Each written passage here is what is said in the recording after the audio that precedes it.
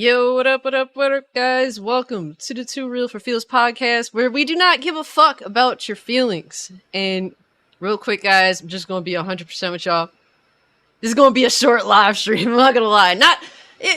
It'll be less than it'll become close to 2 hours. I'm thinking, but I've been dealing with a fucking toothache from hell, so I'm not going to make this too crazy, but we do have an awesome panel. We still have some good-ass topics to talk about. So nonetheless, it'll be a great conversation. I love hanging with everybody that is present. But if you're new, definitely hit the subscribe button and hit the like button for me. And yeah, let's just get it going, man. And I think Red Hood is supposed to pull up. I don't know what happened to homie, but I think that he's running a little bit late. But we will add him when he does pull up. But I do appreciate everyone that's here today. If you could do me a favor, man, just hit the like button for me. And if you're new, subscribe. That's all I ask, man. But moving on to the panel, bro. We got the homies, man. Yo, Cyusstrike, what's good with you, bro? What's up? It's good to have you here. And we got Coco. How you doing? Hey, doing pretty good. Yeah, really appreciate you guys pulling up. And also appreciate you guys pulling up. How you doing, fam? I'm okay. What's going on, everybody? Same old. And yes, we have the guest of honor. We have the man, Red Hood. And yo, I haven't seen you in a minute, bro. But how you been, fam? Pretty good. I literally just got out of work and I had to just like eat real quick. And then I was like, dude, I got 4 minutes. I'm like, this is too much. Like literally, I was just like probably gonna throw up after the podcast eating that fast. Damn. Well, I appreciate you pulling up, bro. I hope you're doing well. We definitely have to catch up. Honestly, the less talking I can do, the better, though. But we definitely gonna catch up real soon. But I'm excited for this. We've been waiting to have this podcast for a while, so it's definitely cool that it's finally going down. And I was like, God damn it, I'm doing this fucking podcast. I don't care if 3 teeth fall out of my mouth while doing the podcast. Okay. It may happen, I don't know, but we gonna do the bitch, and it is what it is, because I'm serious about it. But real quick, y'all, it's good to see you here. Yo, what's up, Alex? Oh, the real! Yo, what's good with you, bro? That's a homie I met on Kick. He's actually mad fucking chill. Shout out to you, homie. Appreciate you pulling up. And we got, yo, Neo! What's good with you, bro? Hurricane, good to see you. General Vague, good to see you. Fine question. Movie versus movie. Superman 78 or Batman 89? I'm a sucker for Superman. I'm not gonna lie. Just because I'm not gonna lie. It's because freaking honestly, I just love it. I love the dynamic between Lois and Superman. I think that they were a good pick for each other. And yeah, I'm a sucker for it. Even though it's, oh my god, what happened to you, good sir? You just a one white screen. Removed. Get out of here. No, I'm playing. Oh my god. Well, Black Ice just became a white sheet. But anyway, I have to go with Superman 78. I'm just a fan of it. But what you guys going with? Probably Superman. Yeah. I agree. I like both, don't get me wrong, but if we choosing between those two, definitely Superman. Okay, I thought I was gonna be like the odd one out. That's usually how it goes for me personally. Superman 78 or Batman 89? I think I know this one. Batman. Yep, I knew it. That's good, though. 2 dope-ass movies. Yo, Striker, you there? Oh, no. Oh, no. Fall asleep. Come back to us. Damn. Too early, old man. Come back. But for me, Can you hear me? I mean, yes, we can hear you. Okay. You good? I'm trying to fit something. I do have Superman on 4K, but I think it's on like the thing So over there. It's what was actually the a really question? good 4K. Superman 1978 or Batman 89. The films.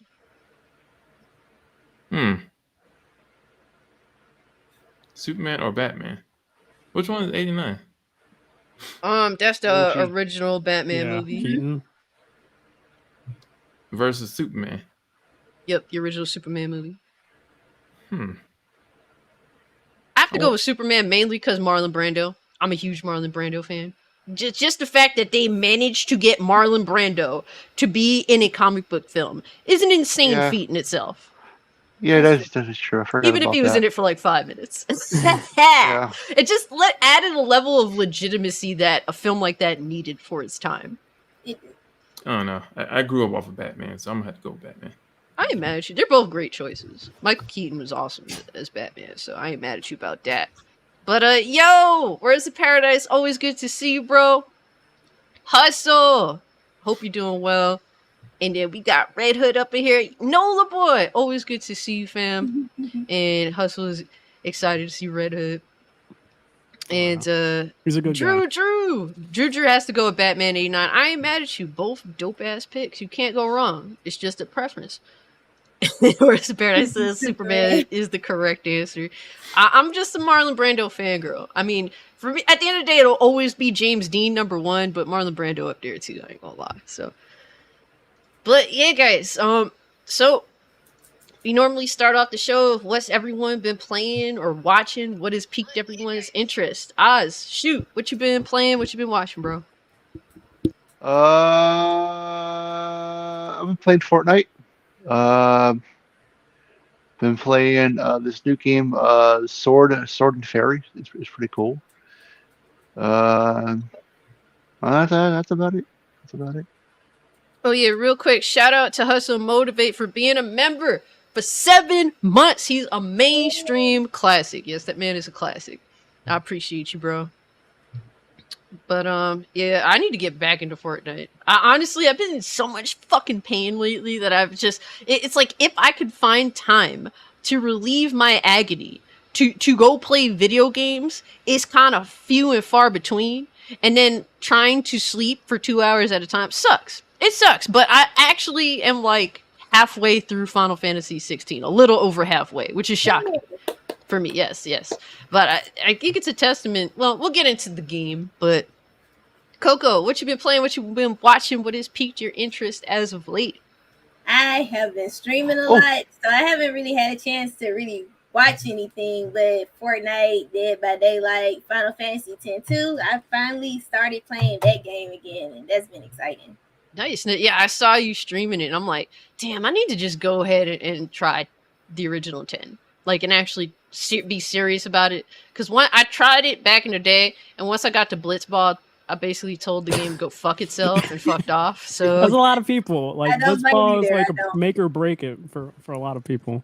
Pretty much. Yeah, I think if I go into it, like, taking into account it is what it is, and committing myself to it, I think there might be something there to appreciate. I know it's dated, but I always take that into account with, PS2, PS1 games. It just is what it is on that front. But yeah, man, like, yo, Coco been doing her thing, bro. I have to post. I'm actually gonna post, man. I'm gonna post all y'all shit today, okay?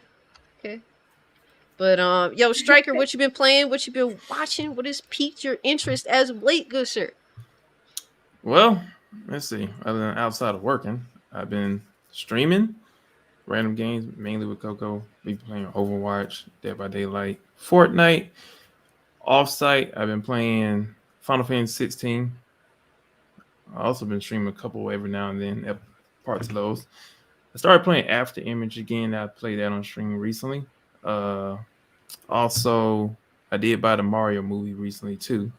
So it's coming to Peacock, so I'm like, oh shit, I can watch it on Peacock. Yeah. I'm gonna get a Blu-ray of it, but it's cool. August 3rd. Options. I'm gonna say right now, one of my new favorite characters is that damn Star. The suicidal star. Yeah. Jesus. Yo, that was wild. I was actually surprised they were even willing to go down that route. And then it's even more crazy because when you watch the movie and see the back behind the scenes stuff and the directors and all them talking about it, I think they said that was one of the directors' little girl's daughter. And that was kind of cool because it was like they let her try the part and they loved it so much and they said, you know what? Let her roll with it. Really cool. I said, that's cool. That's cool. No, that is cool. He said she nailed it. So they said, let's roll with it. I love it. Let's keep it.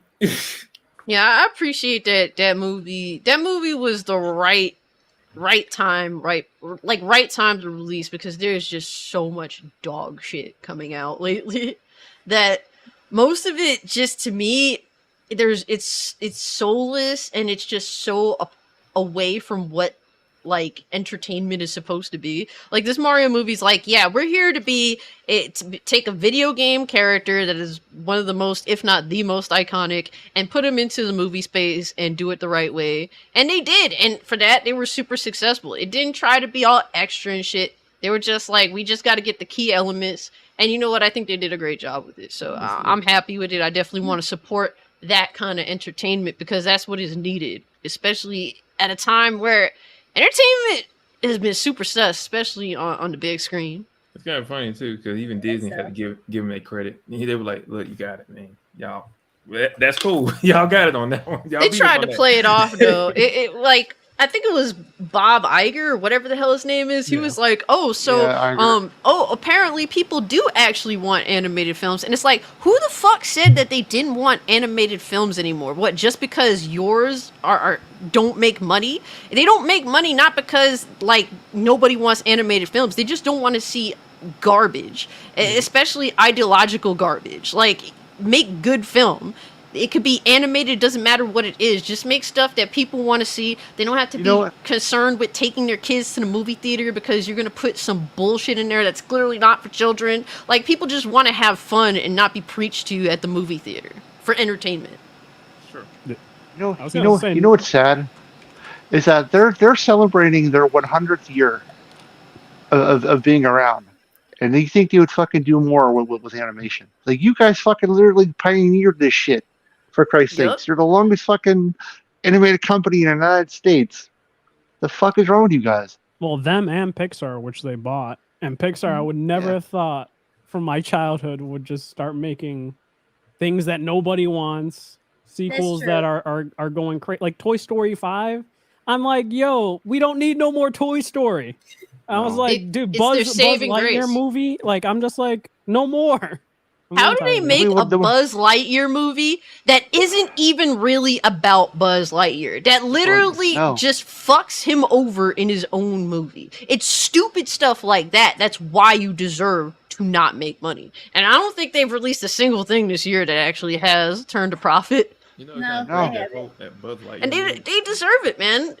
They honestly deserve it, but they came out with Elemental, right? Too, as well. That Elemental. Is that a Pixar movie too? From yes, Disney? it is. I believe so. Yeah, it is. That's crazy. It flopped. You know, it's kind of that, and then also Lucas. That movie was. Also, they stole Flopped. music from Final Fantasy in that movie. When I was like watching, I was like, dude, they really took music from Final Fantasy and put it in a Pixar movie. I was like, it was insane. I was like, I'm like doing double take, and then I'm like, let me replay this from Final. They literally like reversed the song, and I was like, that's insane. Oh my gosh. So we see you, good sir. Nice. Nope. But yo, he said no.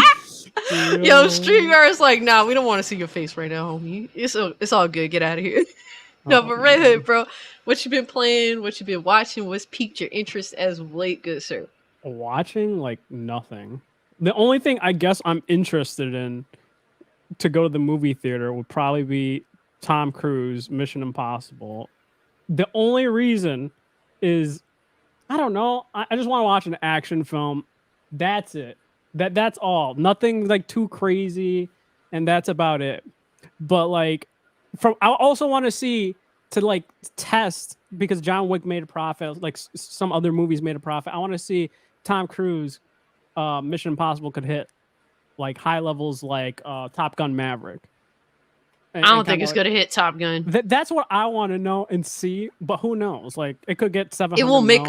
It's gonna make good money, because I think that Top Gun Maverick solidified the reality that no matter what bullshit is going on in Hollywood, at least Tom Cruise is gonna have it going on at the theater. So I think a lot of people will be truly enticed. But Top Gun Maverick was like that perfect time where everything around it was just an abomination. And people just kept going to the movie theaters for like 6 months straight to see this movie. That's really what helped it. I think that there's definitely more competition, whether it's good or bad, I can't really say. personally, but I think there is more competition surrounding this Mission Impossible movie that I don't think it's gonna make as much as Top Gun. But hey, man, if it's good, I hope it makes all the money. I'm hoping it's good. That like reviews are saying it's good, but who knows? Because certain reviews could very much be biased. But whatever. Try to form my own opinion on that. And then only thing I played was 16. Try to enjoy it because a lot of stuff going on in my life.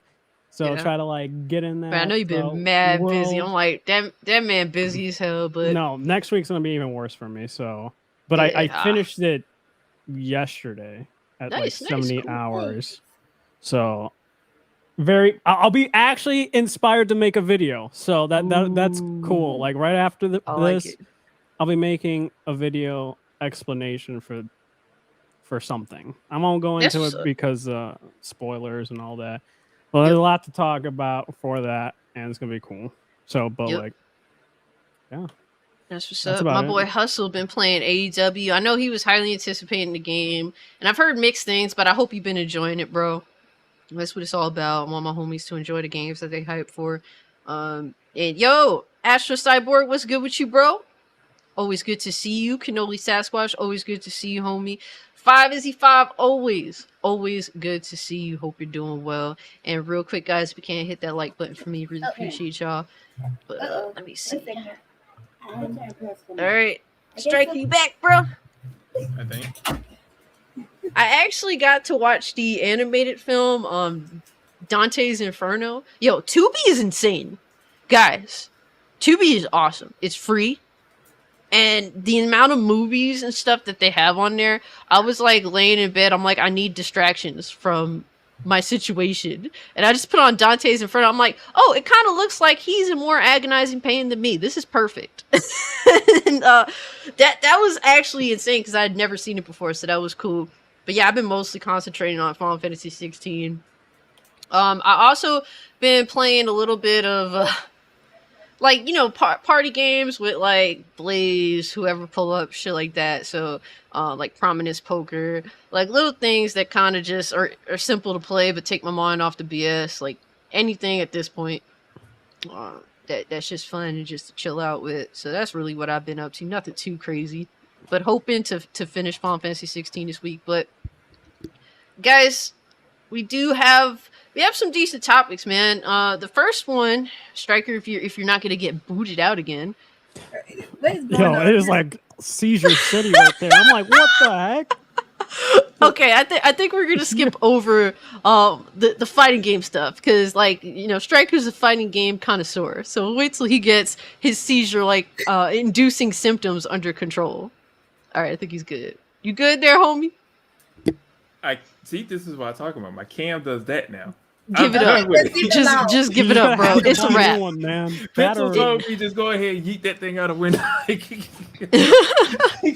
go ahead and leave it alone. Yeah, it's that's crazy. But I told you, I didn't even do anything. That thing been sitting there for as long as I had this computer. It hasn't failed. It hasn't done anything. It just said, you know what? I'm just going to stop working. So you're just going to make me pay another amount of money to buy another one. Yep. Yeah. Well, we are gonna go through the topics, and we're gonna start with the fighting games. And I'm so glad that you're here because, like, you're definitely the fighting game connoisseur of the crew. So I do appreciate your thoughts. But Mortal Kombat 1. Personally, I'm like a disgruntled Mortal Kombat fan. I just don't think that they've been doing at least what I think they should be doing, especially with 11. So I'm very like with 1. I'm not gonna trust them. I'm definitely not gonna day one it. If they have some things there for me, I'm thinking about picking it up maybe on a sale or something. But you're always into like the latest fighting game. Like you play a plethora of them. Like that's your deal. You definitely try to get in as many fighting games as you can. I know that you're excited for Mortal Kombat. Mortal Kombat's your shit.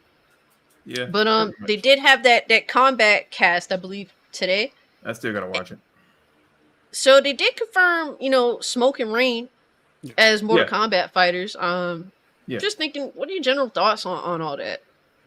Well, technically, since how Mortal Kombat has been going, especially 11, I didn't really like 11 like that. There's some mechanics in that game I just was not agreeing with. I would play it casually and on a social level, but not on the competitive level. Yeah. Like I just really wouldn't care. I deleted that game like a couple times now. You never heard me delete a Mortal Kombat game. Yup. It is weird when you say that shit. All right, between that and Mortal Kombat versus DC Universe, which one were you most disgusted with? Sad thing is, I did buy that game, and I did have the collector's edition with the Alice Ross art book, art style on it. But well, actually, I think I probably have more fun playing Mortal Kombat versus DC. Damn, that's crazy. I will say I did play Mortal Kombat versus DC Universe for a little while longer than I did Mortal Kombat 11. I bought that game on a mega discount, like the complete edition, for like $25. So it's like all the DLC. I still felt ripped off. I feel like it's like they just toned it down for the DC sake, but then like in 11, they didn't care with Joker or something like that, right? So I was like, just go crazy with it. But they were like, nope. Image protection. So I was like, I didn't care for it back then. It's like this game really catered to people who like Street Fighter style game. It's like Mortal Kombat, you kind of losing your whole identity of how you want to play your game. Like you're really pushing toward the Street Fighter aesthetic than being Mortal Kombat. Like you got the fatalities and all that stuff. Yeah.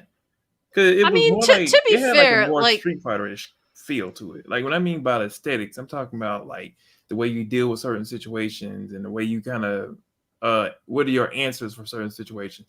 Then on top of that, you had 50-50s that was leading to half-life or full-life combos. Then on top of that, you tried to break that whole situation up by putting another mechanic in the game called the fall away thing, where you can just fall through combos. And I'm like, okay, well that's just dumb too. I say it's like y'all just tried to play damage control through the whole game's aspect, other than just make it right the first time. Yeah. Real quick, I just want to say, yo, what's good with you, John? Always good to see you, bro. Hope you're doing well. And my boy, NY Yanks, always good to see you. You actually been enjoying AEW? Saying it's really fun. I'm happy, man. Like if you enjoying the game, that's what's up. Apparently it is getting a battle royale, and I just want to eat myself out of a window. That's crazy. I'm like, a battle royale for a wrestling game is it's free. They brought it out today. That's crazy. Like, I don't know, dog. Yo, RC Scott, always good to see you. Michael Wells, yo, what's good with you, fam? He said MK vs. DC Universe was trash. It was very much absolute dog shit. I ain't gonna hold you, bro. But I just feel like MK11 was dog shit too. And I'm not even like a fan. Like, I understand mechanics. Can I actually execute them very well? Fuck no. But like, as a fan of the lore and the characters and them changing shit up, piss me off. Absolutely. That's what loses me, because like I'm a super casual. I'm there for the story, and the story was fucking ass. You changed up the characters, either their looks or their backstory, to look and be even shittier than before. So on that, you lose me. But yo, what's good with you, Rocky? Go to see you, bro. He got stuff to get off his chest, and he's not gonna hold back. I always appreciate you being yo, Rocky's that dude. He always gonna be himself, and I respect it. Neozoic said, question, which is worse, MK versus DC or Mortal Kombat 11? I feel like that was answered, right? I mean, I don't think MK11 is a worse game, but I was just more willing to try Mortal Kombat versus DC Universe and actually play it and try to like it, whereas I just knew that MK11 was bullshit from Jump Street. It just felt bland. Like, what I mean by bland is like you had really no creativity with combos. Like, people still finding out new combos in MK9. MK9. They still making new combo videos for that. I mean, look, at the end of the day, the Lemonade King was good at Mortal Kombat 11. That should tell you something is fucking wrong.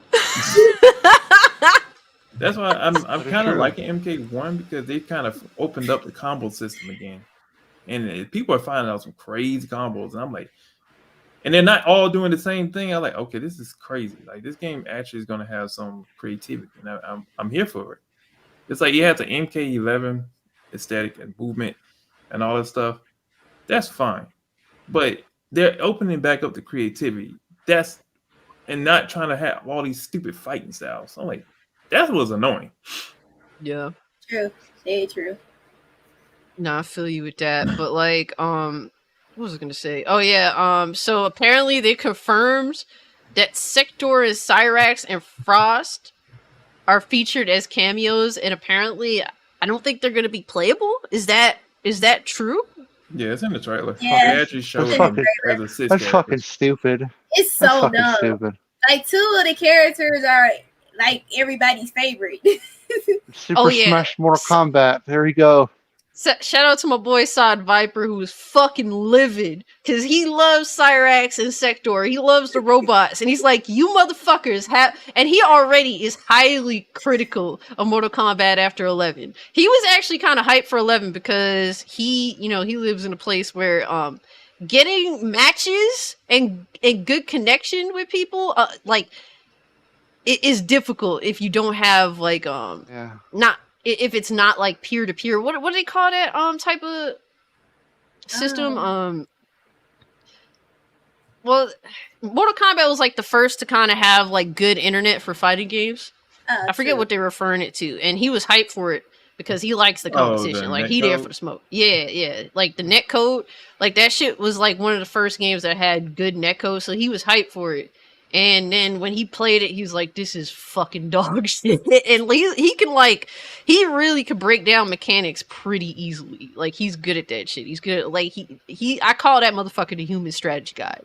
Like if I don't know some shit, I can run to him and be like, "Yo, how do I do this shit?" And he like knows everything. It's like crazy. It is insane. As long as he has played it, he could break that shit down. So shout out to Saw Viper, who was fucking livid that his characters Cyrax and Sector ain't gonna be even playable.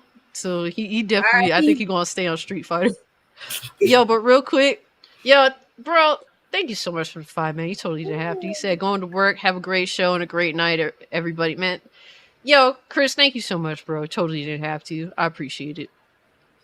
But yeah, that is definitely, and you're right about that, Astro. That's definitely a super L. I feel like that is going to be definitely a cop out to not put all the characters in the game, but still kind of have them present.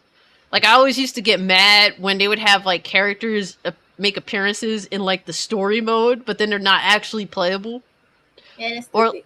Or like in Mortal Kombat X, where like they had Sindel in the game, and you could actually fight Sindel, but they didn't make her a playable character.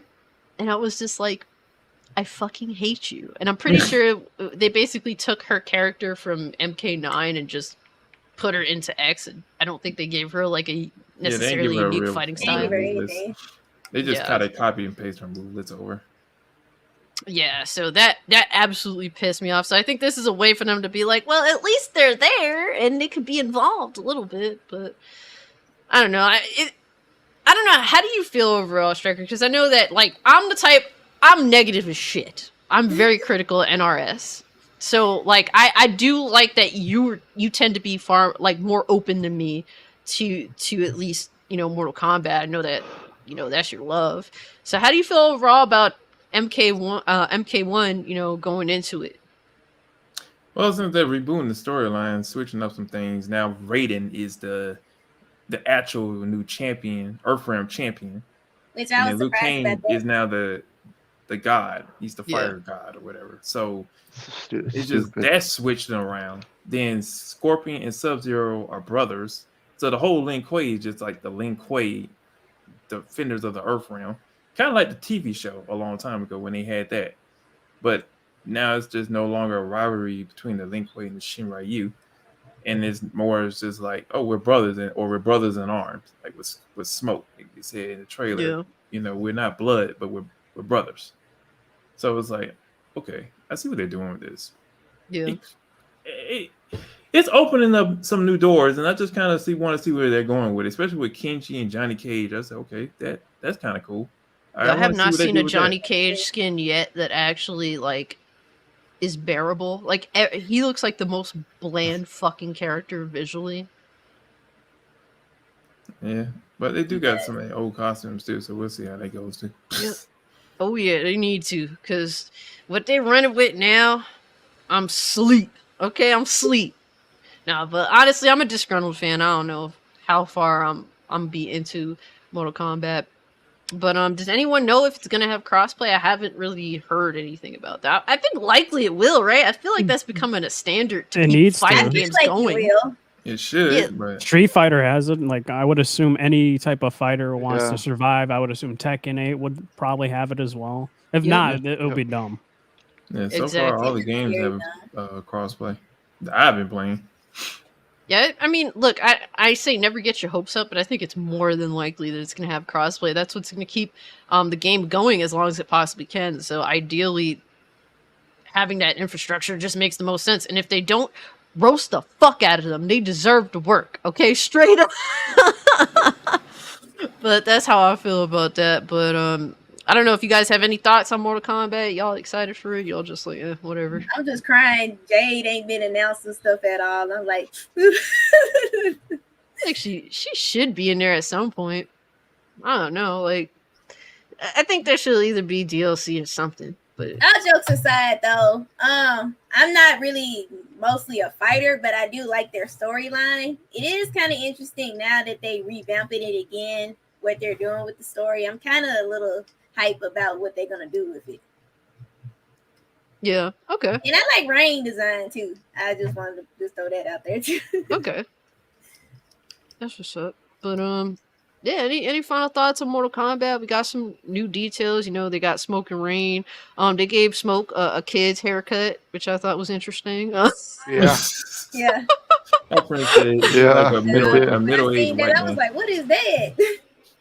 Yeah, I'm just like, damn, y'all really just y'all ain't have no inspiration, huh? Just gave him a 5-year-old haircut. Like, what happened to our long hair Smoke, man? What's going on with my boy over here? Word, like the pointy It's not in anymore. That's why. And now he looks like a K-pop star. There you go. Enjoy your Smoke. Maybe honestly, that is probably the thing that they're going for. Actually, shots fired. Maybe K-pop like look. Dude, they're gonna get the K-pop fans, and they're gonna make memes and TikTok videos of it. Oh shit! You're gonna see Smoke. I mean, something with Scorpio get real pretty. Oh my god! You gonna see all the ninjas do a K-pop song, and they're gonna have they dance, and they're gonna have the same attire, but it's gonna be their respective colors, and you're gonna do a whole dance and a whole performance. Because they need to represent their color. Oh no! Oh my god.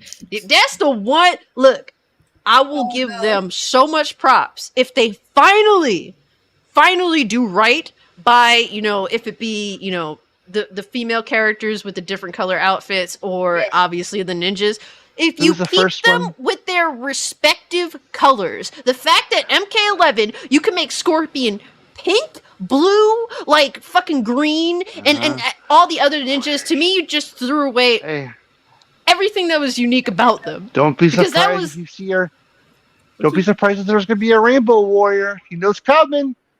But you know it's coming. Yeah, the Rainbow Warrior. You know it's coming. Granted, they will combine. All the ninjas will combine to create Rainbow Ninja. Oh my god! That's what it seems like it's going to. They're teaming up together. They're gonna fuse and become Rainbow Ninja. That's what he's it is. MK Ranger. My diversity and inclusion. Okay. And he's gonna flirt. He's gonna flirt with Sub-Zero and make out with Liu Kang and everything. It's gonna do it. It's gonna happen. Wait. That's wild. He's really gonna finish him. Ugh. So Neo poses an interesting question. Did you prefer small rosters like Blaze, Blue, Calamity Trigger, Street Fighter 2, or a large roster, Mortal Kombat, Armageddon, Smash Bros, Ultimate, etc.? I mean, for me personally, I'm very casual. So the bigger the roster, the better, even if it kind of breaks the game. Like, Armageddon was a complete fucking disaster fundamentally, but it was a lot of fun. So I'm like, I could get down with that. I prefer the bigger roster, so I have more options. But I don't know how you guys feel about that, generally it's like speaking. Competitive scene is very different, right? So it's like you're having two different audiences. Like Smash Bros Ultimate, it's a party game, right? That you would want as many like fighters as possible, but then when you go into like Street Fighter or other games like that, Tekken, it's like you want it balanced correctly. So it's like, I guess like there's a sweet medium, I think. of like it's balanced correctly and it's a decent roster. Like, to me, the most interesting games to watch competitively is the games that do have fuck shit, but everyone kind of has fuck shit. So like it's like equally broken. Like, I find that to be more interesting than like the over the top, like really balanced like games they're just too much. Just give everyone some fuck shit, okay? Let me just throw down. A little fuck shit here, a little fuck shit there. Going to answer that question, I like the smaller roster route. I say maybe like 12 or 15 characters at the most, because it gives the characters room to grow as far as a story. If they're going to have a story, then fine. If you're not going to have a story, then make something like Smash Brothers. Make as many characters you want, like Brawlhalla or something. But if you're going to have a story-based game like Mortal Kombat, Street Fighter, whatever, start off small, because one, it's easier to try to balance out over time and kind of flesh out the characters and their storylines and create that hierarchy of characters. Because usually on a developmental level, they have a tier list in their own head. Now, how the players play that out, that's a different story, and they just kind of go about it. So it's harder to balance that as with, like, say Tekken got like 64 characters or something like that. So you can't have all those characters, all those moves, and then your next game is gonna be like what, 150 some characters. So yeah, that's overwhelming for just the players. Like, dang, to learn. When's Mortal Kombat gonna come out? Like 7 years? Because every character got like, I don't know, X amount of moves. Like it's gonna be crazy. So we're just kind of adding on to like maybe 1 or 2 moves per game or something. It's a lot more easier to kind of balance out. Too much. I think Mortal Kombat found a good medium. Like each Mortal Kombat now is coming out with at least up to 30 some characters at the most after DLC. They're like around 32, 36 at the most, which is good because they start off around 15. So adding the DLC, you get about 30 some characters, which is good enough time because over that time, players get to break down those characters and move on. Once you throw another character into the pot, that creates different flavor. Just that one character alone creates a whole different changes the dynamic. Exactly. So and then they do balancing and all sorts of shit. Exactly.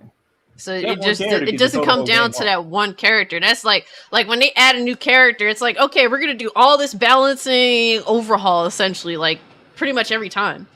But real quick, because Where's Paradise does bring up a good point. Like, I don't really get into Smash Bros. Anymore, like other than when my family comes over, friends come over, because every time I try to play that game online, I'll have like one good match, and then everything else, it's like a fucking slideshow. So I can't really say, I'm not good at doing, judging a game. But how do you feel about Smash Bros? It's all said and done now, essentially, with all the characters releasing. How do you feel about the balancing in that game? Is it pretty good, or is it like unbalanced? Like, what are your general thoughts? Because I know you still fuck with it. You know me? Yep. Okay, so Smash, and now that before from the outside looking in, it looks chaotic, it looks crazy, but it looks fun because you're playing with nostalgic characters and it's just craziness going on. But now since I actually dipped into it and actually started learning the game, playing with some people offline who actually play in tournaments and stuff, it's like this game is not much of a party game. Like there is footsies, there is like a different style of playing versus just the chaos of what you see from the outside looking in. Like they have what they call sweet spots on characters. What that means is if you hit somebody with a certain move at a certain range, it takes more damage. Like, okay, so now players are going to play around those spots to hit those sweet spots most of the time. If they can't, they can't. Even in Smash Brothers Ultimate, they toned down the rolling system. So you can't just keep rolling back and forth because you get slower on recovery time. So now it's more neutral based because you see people rolling every now and then, but those are the bad players, honestly. Most of the good players don't even roll. They like literally playing this cat and mouse game until at some point they're either going to stand or they're not going to stand. That's just what it boils down to. When are you going to attack? That's what the whole thing. You're not looking you're looking to punish or you're looking for an opening, but you're not looking to sit up here and try to always go for the punish because most of the time half this stuff is plus. And what I mean by plus, that means you can't react in enough frames to beat them out of their next attack, which gets you killed. So it's definitely starting to become more of a fighting game than a party game. So I from years ago saying that it was a party game, I take it back. It's not a party game. It's actually a fighting game. Yeah.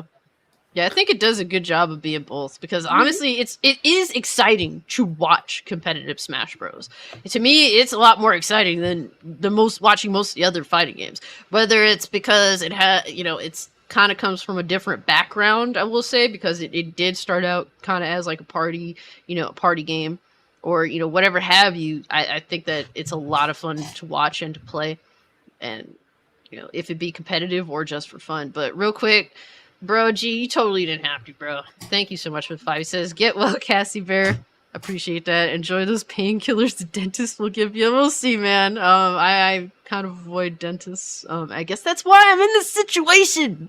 All right, but I'm hoping that everything will go well. I appreciate it. Totally didn't have to, bro. Much love to you. But he also says Steve is the best character in the game. That's DLC. DLC always win. That's true. They gotta entice people to pay that extra money, right? But yeah, guys, I guess we might as well move on to Skullgirls, because oh yeah, that's very interesting events, man. I think it's kind of unprecedented, the situation with Skullgirls, because they are censoring the game. And this is not like a sequel to Skullgirls. This is a game that's been out since PS3. Like, I remember, Striker, I remember you telling me, like, oh, maybe you should try Skullgirls because it has a really good way to teach people how to play fighting games. More intricate than other fighting games with the tutorial system. I remember you telling me that. I don't know if I bought it or I got it on PS Plus back on PS3, but I ended up fucking with it a little bit. It was cool. Did I learn anything? No, because I'm a moron. But I thought it was a cool art style. It's definitely fan service oriented. And to me, there's nothing wrong with that.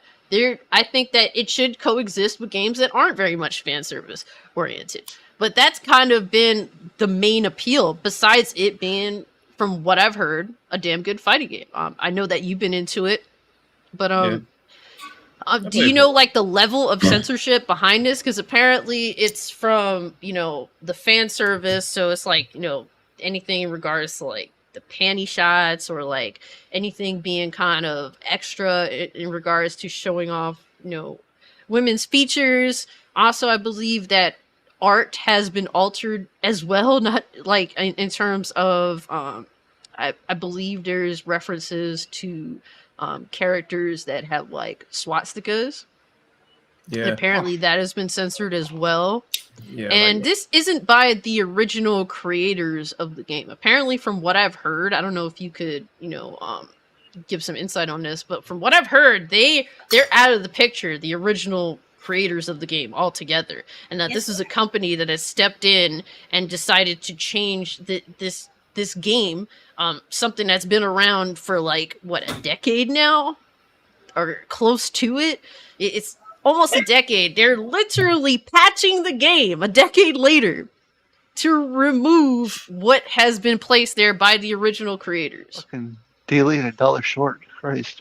It's crazy because when Mike Z and his team was a thing, and before all this whole controversy and all these other crazy stuff that's been found out about the studio happened, the players was like, well, don't take away the game just because of that one person. They're like, well, Mike Z's out the picture. Okay, then now we still got the developers saying, well, we still want to at least make the game because everybody still wants to play it. And it's like, okay, cool. Well, let's keep that then at least. And now they got rid of the whole development team, and they saying, okay, let's just modernize the game. I'm like, okay, so modernize mean all the the tropes of what's going on today with the symbols, the aesthetics of clothing and everything like that. Even art style. I was like, at this point, it's a whole new damn game. It's like, it's not even really what Skullgirls was in the beginning. I understand you want to modernize it, but at this point, when I bought the game, this is what I was presented. And they aren't even, here's the thing, they aren't even censoring swastikas. I thought that was a direct reference. Apparently, it's not even a swastika from what I'm seeing. No, it's actually...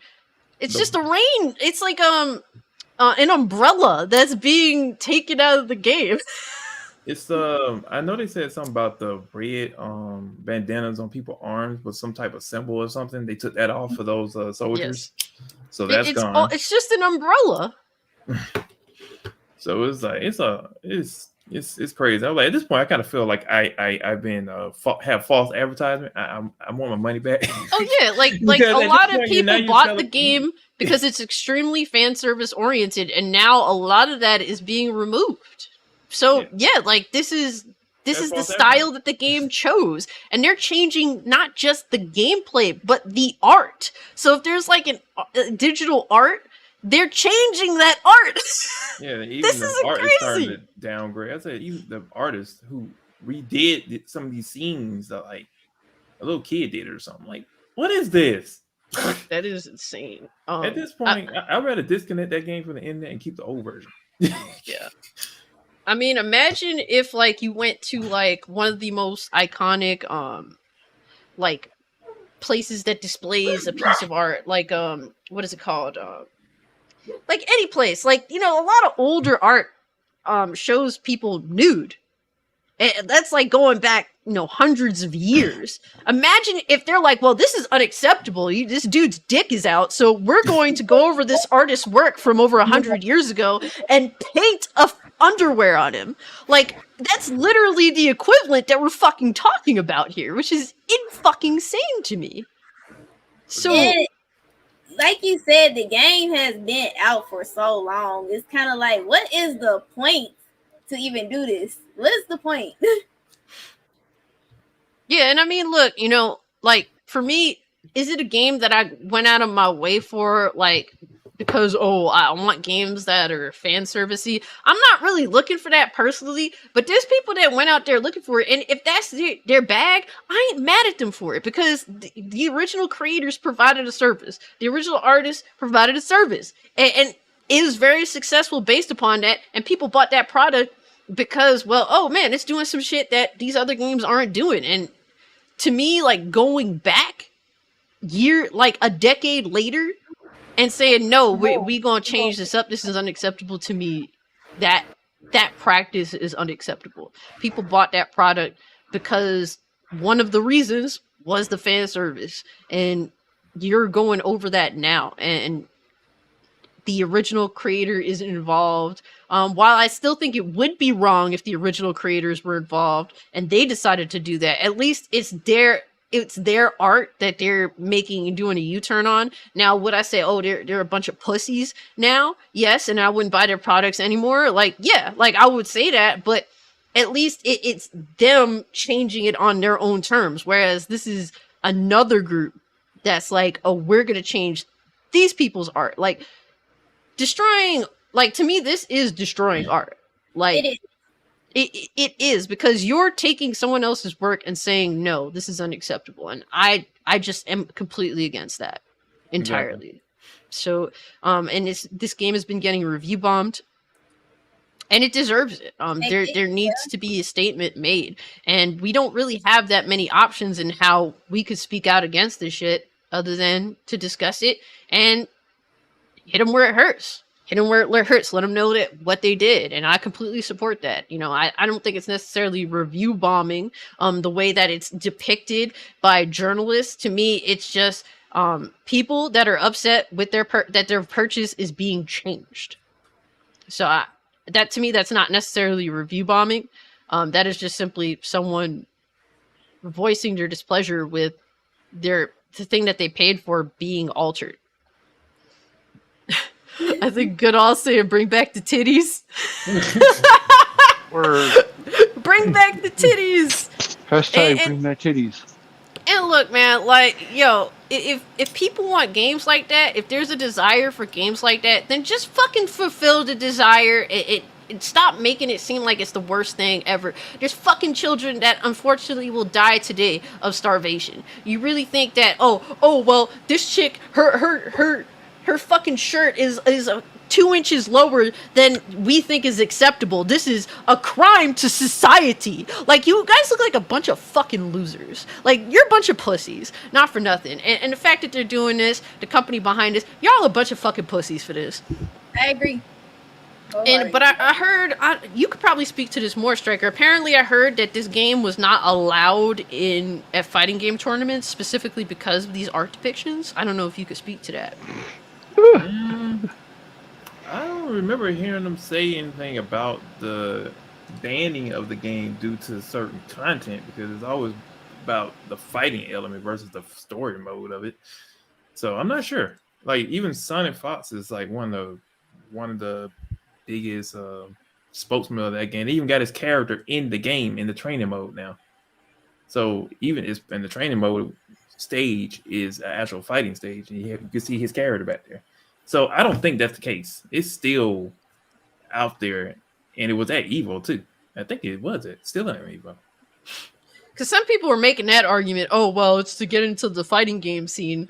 And I don't know. I can't really speak to that, but you're saying that it's been in the fighting game scene. It's been there. See, the only thing is when Mike Z and his team was doing the game, it was a small team, so they really didn't have enough time to really balance and patch the game out on a good basis. And then over time, studio got switched to another studio. That caused another situation, which caused like a 6-month gap between patches, which really kind of killed the steam of that game, because people were still waiting for them to fix the game, and it never happened. But they came out with Encore, and it was like, okay, well, it's the patches and everything else that we've been working on.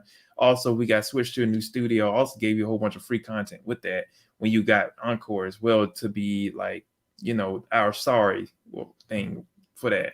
So I mean, it was a whole bunch of development hell behind that game. And now you got another company taking over, changing artworks, changing the way how the game presents itself, saying, oh, well, we're going to modernize the game. Okay. Yeah. I think a lot of people are just going to not play your game anymore. That's, I don't know if personally you're going to play it or not anymore, but the audience that was there for it, I don't think that they're willing to accept this, and they shouldn't. Honestly, you shouldn't. At least that's how I feel. Now, whoever decides to play it, it is what it is. But they're definitely, this cannot become the norm, in my opinion. If this becomes the norm, I'm highly concerned for the future of gaming, because this can go, a very extreme route. Blatantly false advertisement. Like, they could just simply, hey, we can give you all this shit, and then the next day patch it and take it away. Like, what? Huh? Like, to me, that's definitely a slippery slope. A lot of people may not see it that way. Maybe I'm one to kind of be a little over the top, but I'm always thinking of what's the next fuck shit these companies are gonna do, because it never ends. It really never ends, and definitely, I definitely don't like to give them the benefit of the doubt, because that's how we've gotten as far as we've gotten.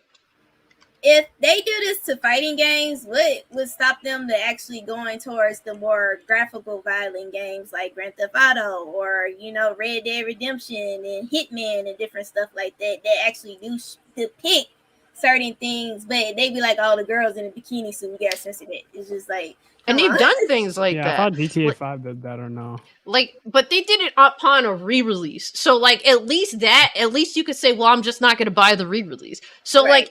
Like, that's at least, I still disagree with the sentiment, but you still can have the original depiction of the game, if it be, on your PS3, 360, and whatnot. But they're saying, we're addressing the current release and changing the current release, what we sold you on. So that is definitely...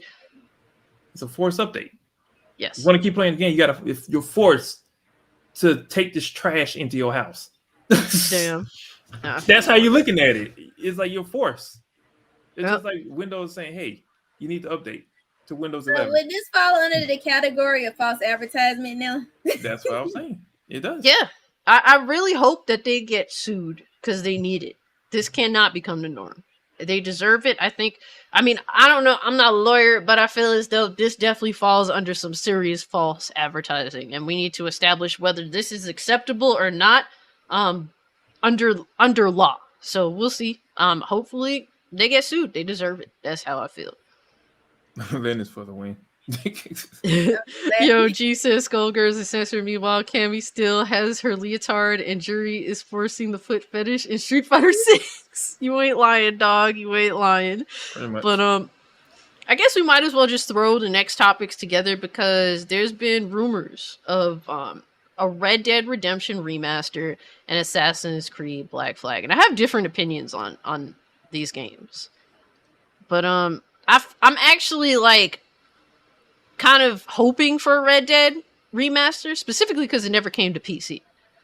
I think it could do it.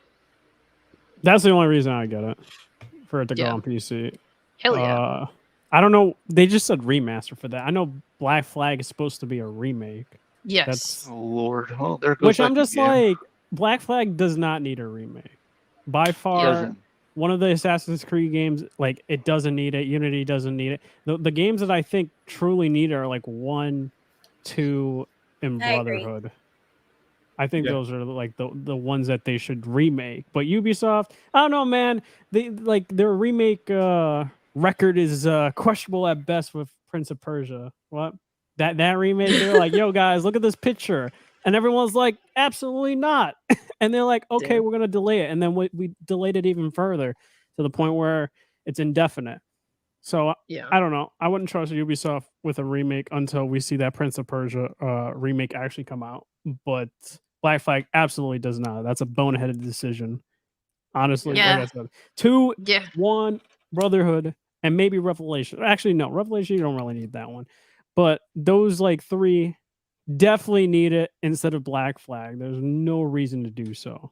Like I said, you know, while I group these two together, I do have differing opinions. Like, to me, Red Dead Redemption is a PS3 360 game. I could at least justify a remaster of a game that old and it finally coming to PC. Like, there's definitely big positives. Whereas, you know, when it comes to Assassin's Creed Black Flag, that was a last gen game. Like, it came out early last gen. It was a launch title, but it is relatively decent for what it is. You know, and that one, it's like I thought it was cool, but we didn't even get like the Skull and Bones release yet. Like, and apparently from what I heard, there's like 11 Assassin's Creed games in development over at Ubisoft. So if you're telling me they ain't just slinging shit with their most popular franchise and hoping to make money because they're just freaking out at this point, I don't know what does. Go on. I kind of wish that they would just make Black Flag its own series, its own spin-off series. It was such a good game. They tried to do that but call it Skull and Bones instead, and but it sucked ass. Well, it didn't even release yet. But everyone knows whenever it comes out, it's gonna flop. But yeah, I don't know if the government, some sort of governments are involved with that game, and that's why that game has not been canceled for Skull and Bones. But yeah, that game looks awful, and Black Flag does not need a remake.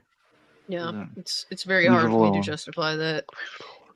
I mean, is Black Flag on PC? Yes. Yes, it is. Yeah, why do we need that? Who asked for this? It's a cool game, don't get me wrong. It's not really Assassin's Creed, but then again, personally, I'm of the sort that the less Assassin's Creed an Assassin's Creed game is, the more I like it. That's an unpopular opinion, but that's just me personally. I think it's the best pirate game that's ever been created. Yeah. I don't disagree. But I just don't see the point of that. Whereas Red Dead Remaster, it seems like the more that comes out about it, the more it's likely true. Because, like, when I talked about this last week, they were saying, like, it was rumored, but and apparently it was rated by a Korean ratings board. So I thought to mention it because, you know, it's a cool topic, man. We could revisit Red Dead Redemption. But obviously I didn't really consider it being legit by any means. But apparently there's more things that have come out recently. Like, basically, the trophies had gotten, like, an update from what I've heard. And even now, Colin Moriarty is saying that it's a thing. And apparently, way back, there was an article that came out, a discussion that apparently they said that Rockstar had kind of canned a Red Dead Redemption remaster and a GTA 4 remaster to just go all in on GTA 6. So well, it's I was also upset because about of the AI thing for the GTA trilogy thing. Remember? Yeah. Like they were saying, I think in their was it an investor call or something like that, or rumors were going like because the backlash happened and the game was like awful for that remaster because they used AI tech to like upscale and do other things. And they were just like, yeah, we're not going to remaster Red Dead as a result. Because, like, I'll be honest, I wouldn't want a remaster of Red Dead if they went that route where they could just hand make the remaster or remake the right way. Yeah. To be honest with you, I wouldn't even like just I don't need like super big like remaster for that.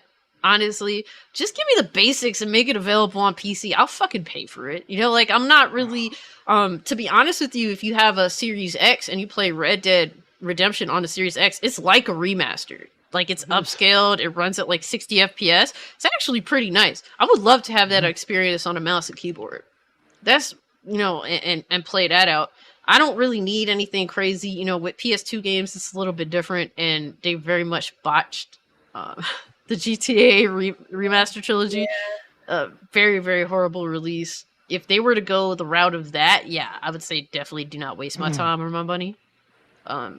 But I don't feel like I feel like people would be willing to buy it, and you wouldn't have to do much because a lot of people just want it to come to a platform it never came to, at least on PC side. Now, on console, pick and choose at your leisure.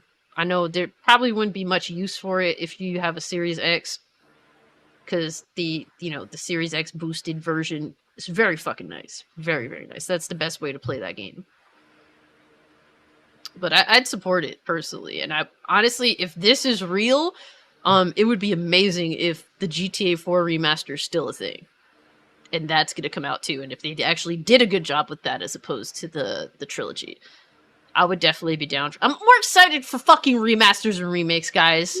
Okay, it's rare when I'm excited for a new game because it always has some bullshit in it that makes me want to vomit.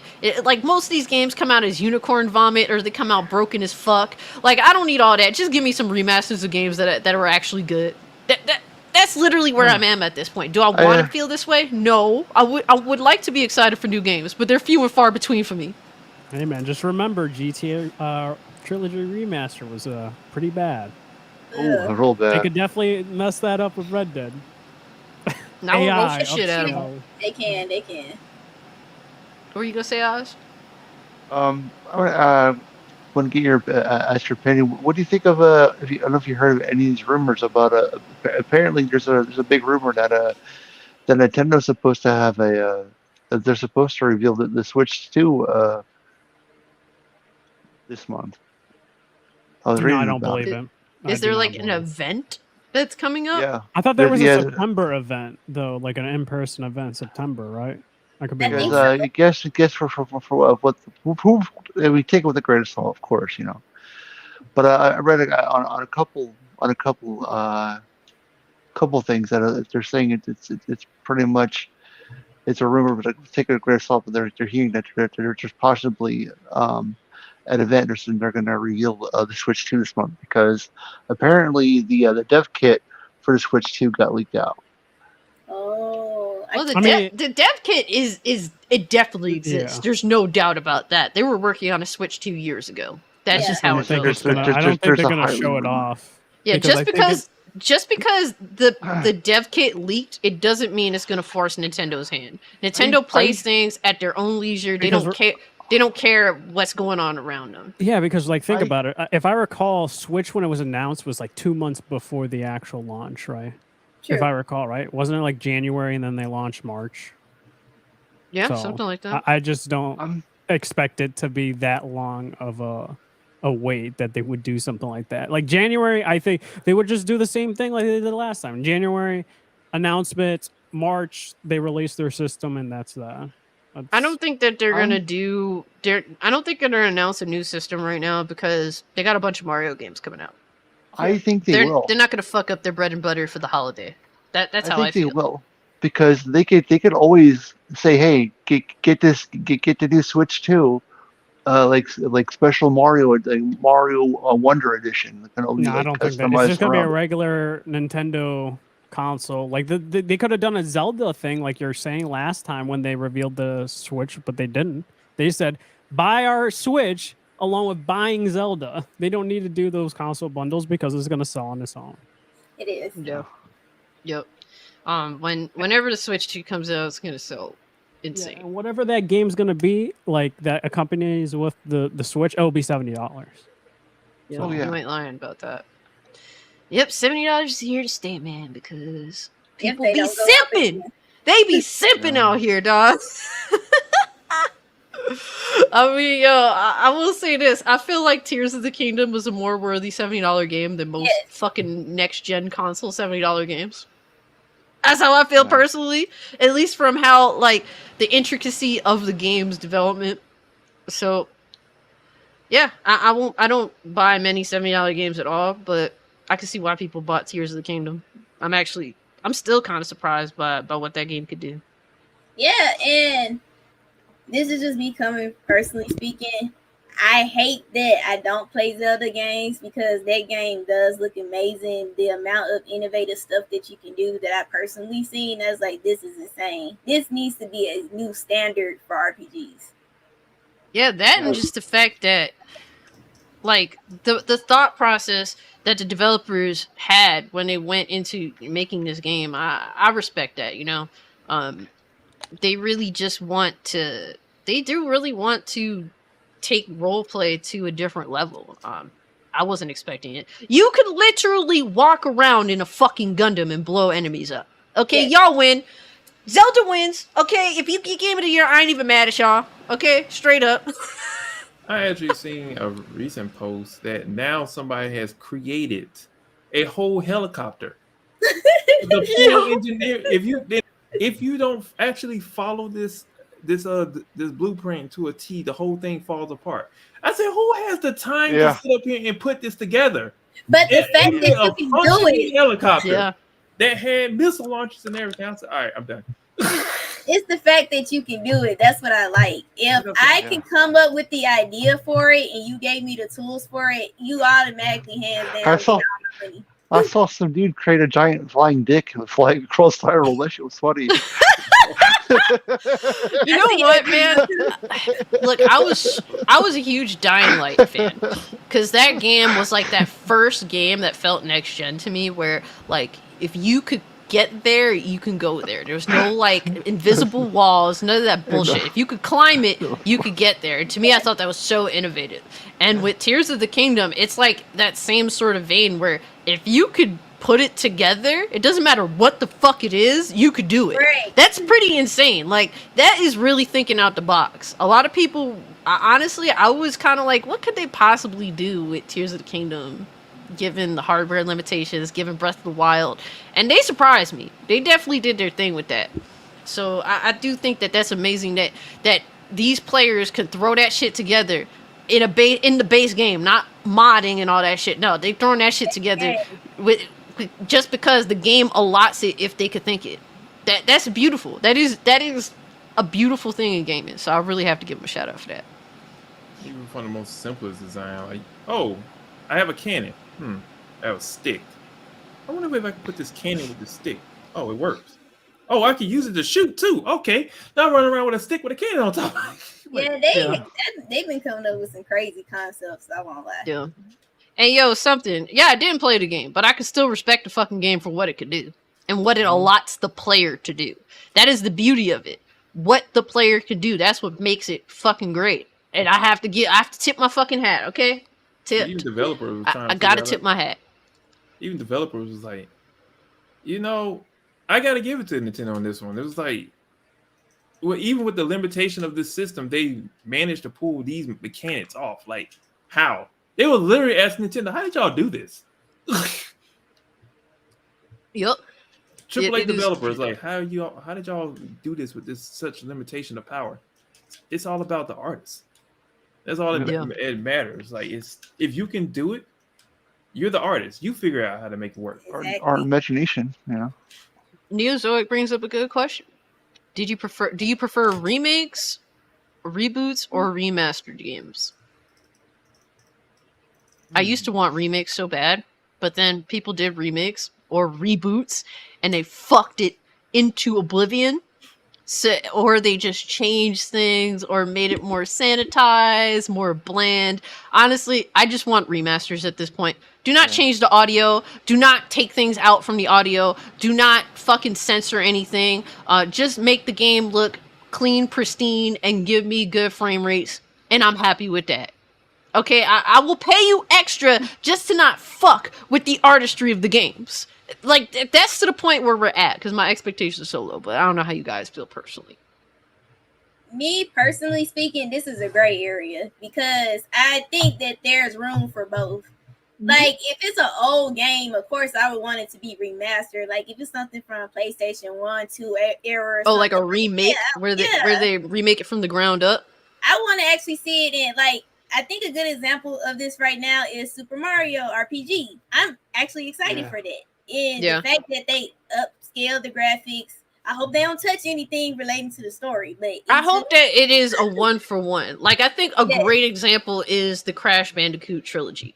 That is 1-for-1. Like, if you're going to do remakes like that, where you blatantly copy the original, but you bring all, like, the modern upgrades, I think that's beautiful.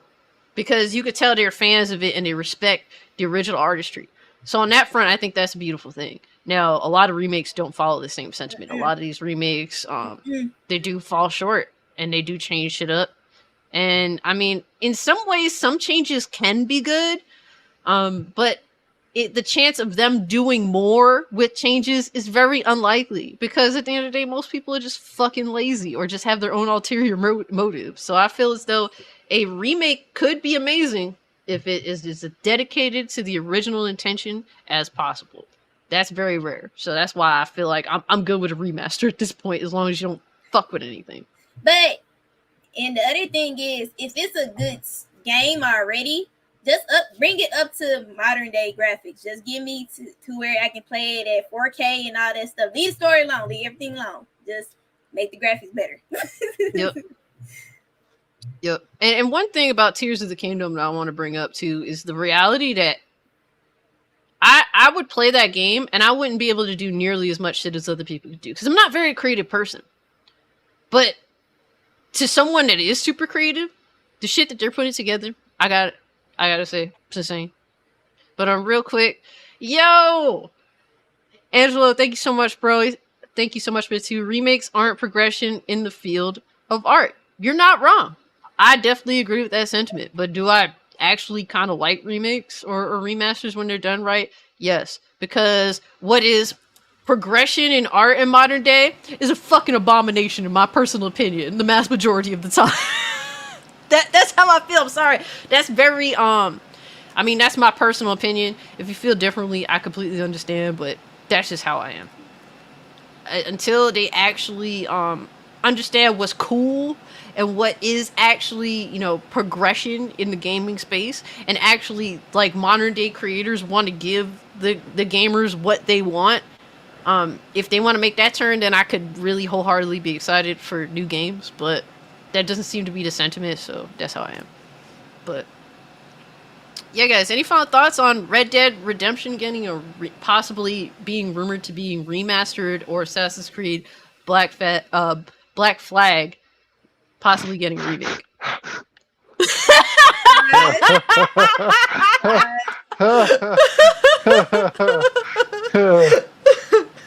Yeah, I caught that. Don't worry. I don't know what you're talking about, bro. Half my face is numb. You can't blame me for nothing. Goddamn lemonade.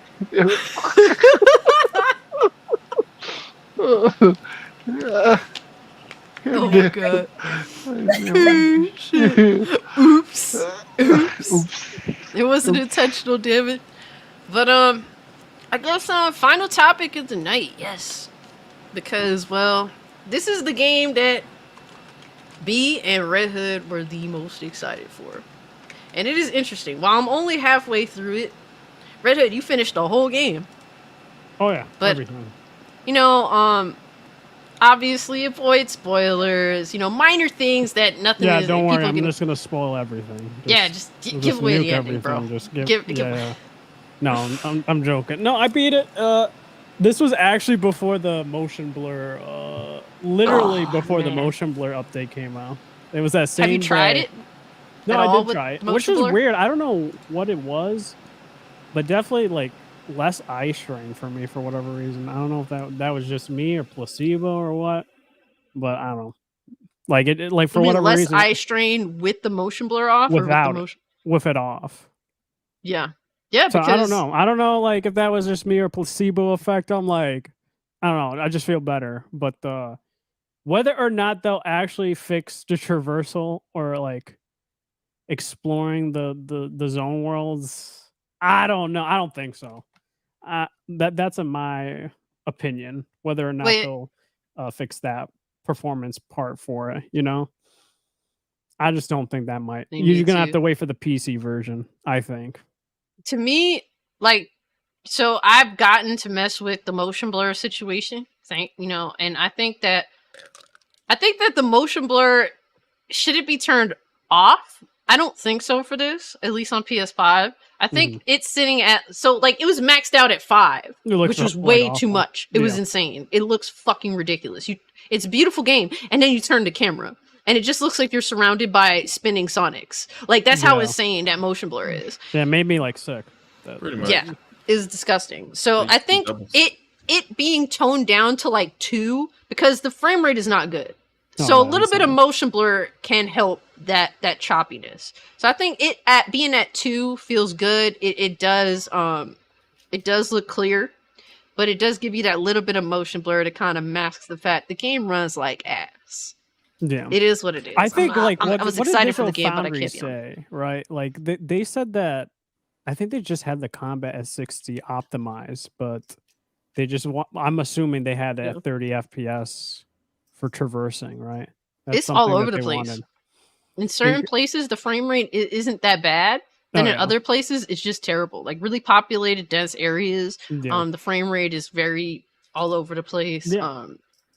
So it really just depends where you are. Besides that, and to go into it, crafting. That was my big issue, which is not a huge issue after like playing the game, but it's an issue nonetheless for me.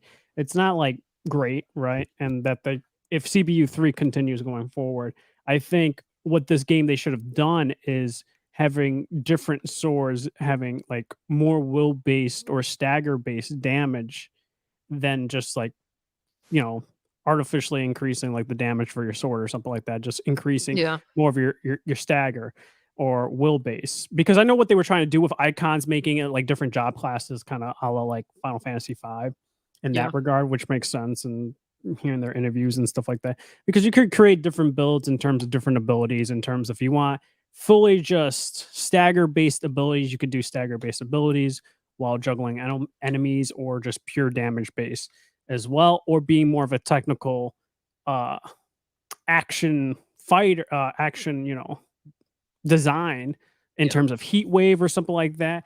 You can do that too, or in terms of like dodging correctly. I don't want to go into spoilers or anything like that, because that's something that's goes into certain things. Compare it to Devil May Cry. And as I play Devil May Cry, it's more like I say it's more like Dragon's Dogma than Devil May Cry, and that makes sense because I think my boy Viper would fight you tooth and nail. No, I would say either one. It's like a hybrid of both. I kind of think, but it's not really. Because to me, it's DMC. Flashy like DMC. It looks like it could be like a DMC game, but like when you actually get into the technicalities of it, it's very dumbed down in comparison to Devil May Cry. No, yeah, shit that you're doing in DMC 5 is insane. Like you have to actually have skills. In Final Fantasy 16, I mean, is there a level of skill to it? A little bit, but not really even close. It looks flashy like DMC. It's not like DMC. More like, how can I say? It's like I said, it's more attuned to whatever play style you want. If you want to go more damage, or if you want to go more technical, that's what I feel like. But whether or not, I'm trying to think of other things in terms of crafting and stuff like that. That's something that they could have focused in on. But overall, like in terms of boss fights, in terms of combat, in terms of juggling enemies and all that, very much enjoy it for what it is and what they do, because it's addicting to me. I keep playing it nonstop, played it for 70 hours, probably gonna play for another 70 hours and very much enjoy it, right? So let me read this. Hers barely an RPG, and I was worried about it being more of an action game. Like I said, it's more a la, in terms of RPG mechanics, kind of like Kingdom Hearts. In terms of like having your accessories. Kingdom Hearts is an RPG. Exactly. It's a action, quote unquote, action RPG. You know what I mean? So, but like if you're going for something like a 7 remake, no, it's not something like that. No. But like I said, there's always these comparisons between the two titles, and they do two things very differently, because we've always had this conversation about 7 remake and 16. 16 excels in the action. 7 is just a hybrid between both systems, because it doesn't know what it wants to be, because it wants to placate itself towards a fan base that's nostalgia, even though when doing that said remake, you're kind of dividing the fan base because it's not fully turn-based or it's not fully action. Yeah. Along with making it a trilogy and all that stuff, but I'm not going to go into that. But like I said, people argue whether or not is this a Final Fantasy game. Yes, it is a Final Fantasy game at its core, in terms of story, in terms of characters, in terms of everything. Like I think Jesse makes a great video, nonetheless, Jesse Cox, of dude, combat for Final Fantasy hasn't been turn-based for over 20 years. 20 years. So if you're up in arms about it not being turn-based, I don't know what to tell you. It's like that. A lot of people forget that Final Fantasy was always being like trying experimental, something like 7, like super experimental. Like 6, right? That was turn-based. And then 7 changed it to where it wasn't fully turn-based. It had an ATB system, which it wasn't a traditional turn-based combat system, which I remember, like, from what I was hearing in terms of like older people that were playing games and stuff like that, there was an argument whether or not Final Fantasy 7 was a Final Fantasy game going from 6 to 7 because of them doing like those changes. It's like people just will have this argument with every mainline installment. Yeah. It's weird. I guess it just is what it is at this point. Yeah. And I tell people this all the time. Are there games I don't like from Final Fantasy? Absolutely. Like 13, 15, 8. Never played 9. I kind of like 10. But all those games are Final Fantasy at its core. And saying it's not, I don't know. I think it's kind of weird behavior, but yeah. Because it's like you even have the creator, Sakaguchi, right? The creator of Final Fantasy doesn't work at Square at all. He doesn't, right? But he continues to play 16 a lot.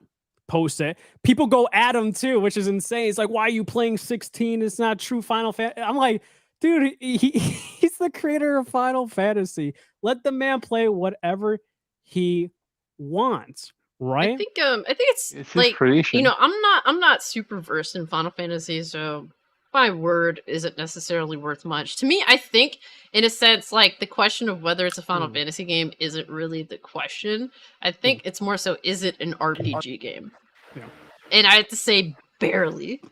In my opinion, from what I've played, I'm like halfway through the game, barely. There's not really much role play to it.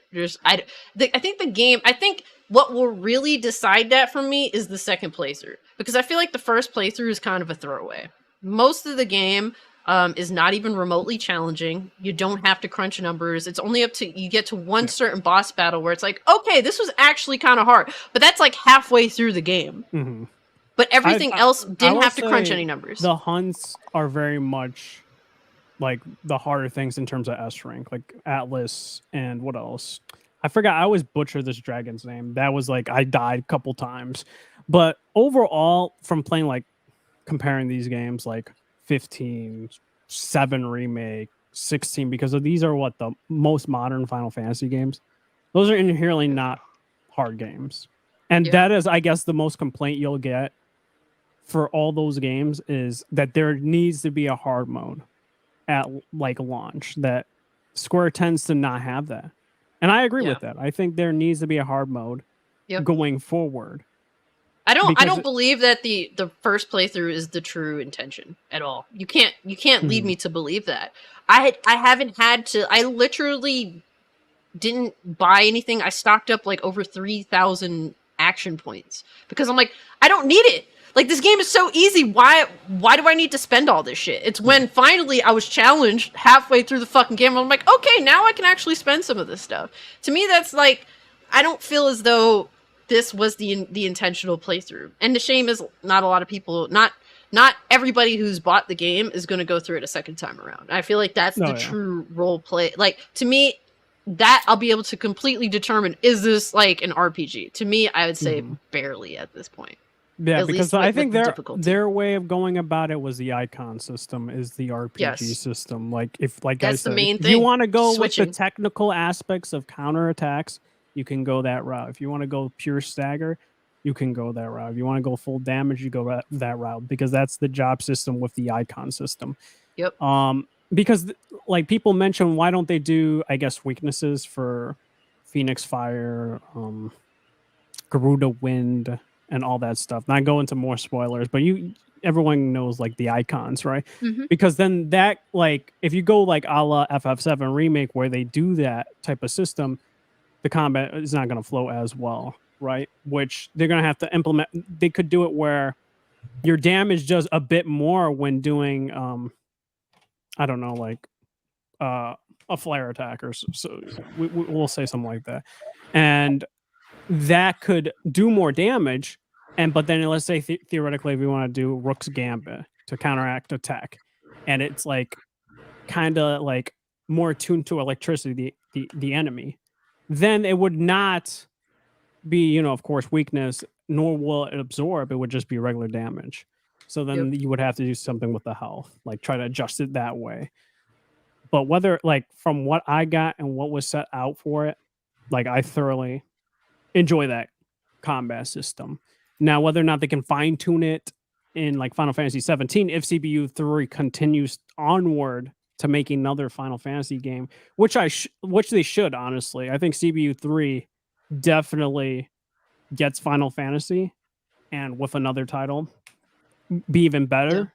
And also having, I always butcher her name, Ishikawa. She's the writer for Shadowbringers and Endwalker, and I would not mind her to do a story for Final Fantasy 17 and maybe have a feudal Japan setting, samurais and all that. I would dig that a lot. A mixture of a samurai sword with a gun, something like that too. Whether or not they'll go rated M, who knows? But that would be something very interesting. Real quick, thank you so much, Mo Chocolate, for the $2. He said, "Step on me, Tifa." I think it was Mo that apparently some people, I don't know if he deliberately said it or somebody accidentally read it that way, but someone in the past in Discord said, "Shit on me, Tifa." That wasn't even, no one said that. It was a Big Cloud on a stream. I was there. Oh yeah, and then I was like, no, it was Mo Chocolate said the donation. It said, "Sit on me, Tifa." And then Big Cloud says, "Shit on me, Tifa." And then everyone's like, "What, lemonade?" Mo Chocolate says, "Dude, that's not what I even said." Yeah, I was dying. And then he's like, "Oh, that's something you would say, though." And then like everyone then somehow cropped up, because I put a Big Cloud quote, "Shit on me, Tifa," and then put like dash Big Cloud. And Cole was just trying to say, "Oh, Red Hood said this." And I'm like, dude, I didn't even say any of that. I literally quoted Big Cloud that you could see on the stream for saying that. But hey, man, if people are into poop fetish, hey, man, more power to you. I'm definitely not into. No, y'all are gross. Y'all are fucking gross. You need an exorcism, okay? That is filthy and disgusting, and you'll probably die of some rancid disease. So please go get an exorcism. You need it. Yeah. No. Nasty bastard. Nasty bastard. Oh boy. But Especially the Lemonade King. But I did see in the jeez, Lemonade King. That man's into some freaky stuff that I've seen.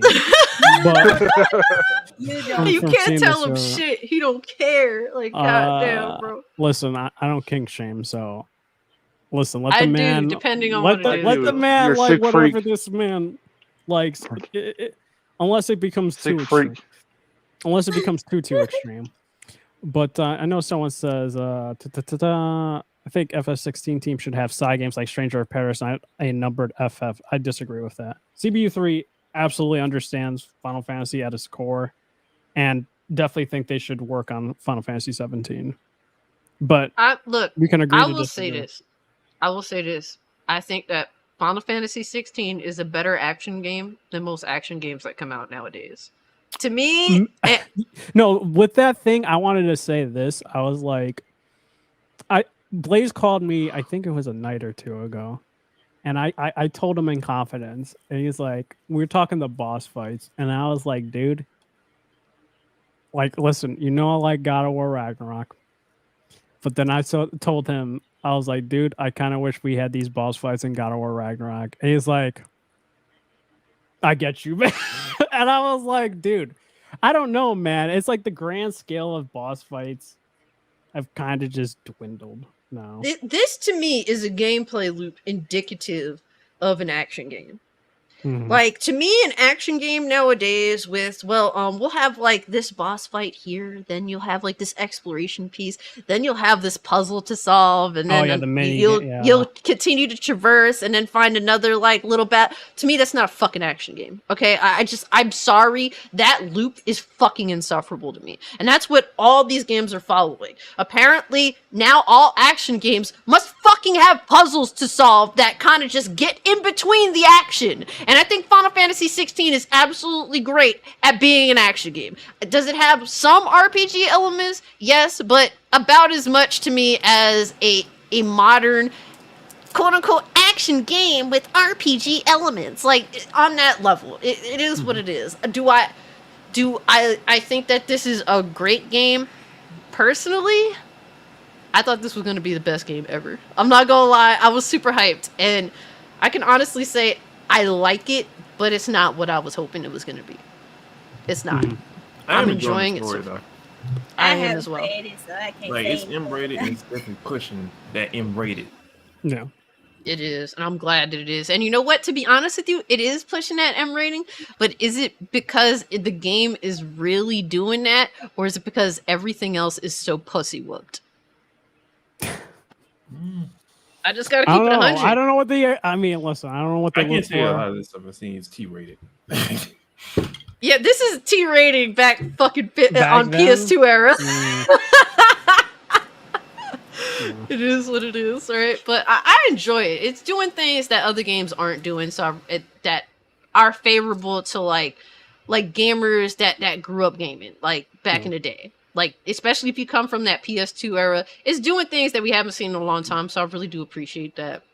True. I think it is a really fun action game. I do really like the story. I think that when it's so weird because the game hits some insane highs that no game will ever even touch. But then, like, there's parts of the story that's kind of like a low for me. Like, it's busy work. Does it annoy me, the busy work? No, it doesn't annoy me. I'm willing to do it because I'm excited to get to the next big fucking insane moment. It's not like cumbersome, the busy work, but when it's there, it is definitely kind of like, okay, I'm just gonna do this because I want to get to the next point. But it doesn't annoy me. That's how I feel personally. To each their own on that. A lot of these action games nowadays, like your fucking God of Wars and your Horizon Zero Dawn, whatever, their gameplay loops fucking annoy the shit out of me. And that's just me personally, you know. That's just how it is. I don't like those games. I've tried so hard to like them because so many people like them. I want to be like you guys. I genuinely do, but I can't force myself to like something that I think is fucking sufferable. And I'm just gonna be honest about it. To me, I think Final Fantasy 16 it is a gameplay loop that I can easily play this till completion. The only thing that's stopping me is my life. But I'm working on it. I could see as long as I got 3 free fucking hours, I could put some time in.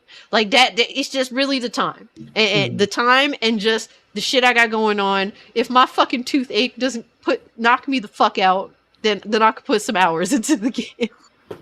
I understand because like I'm playing Final Fantasy 16 to like play it. Like most of the other games come out, they all open world, and then half the time open world don't mean nothing. It gets to the fucking point. I can appreciate that. It does have busy work, but I can just run through I could blaze through that bullshit. The bullshit is easy to run through. So I could see it's not something that I'm just like, I gotta put this down for a while. I'm like, nah, let me just run through this shit because after that it's over and I'm good with it. All these other games want to bust your balls with all sorts of bullshit.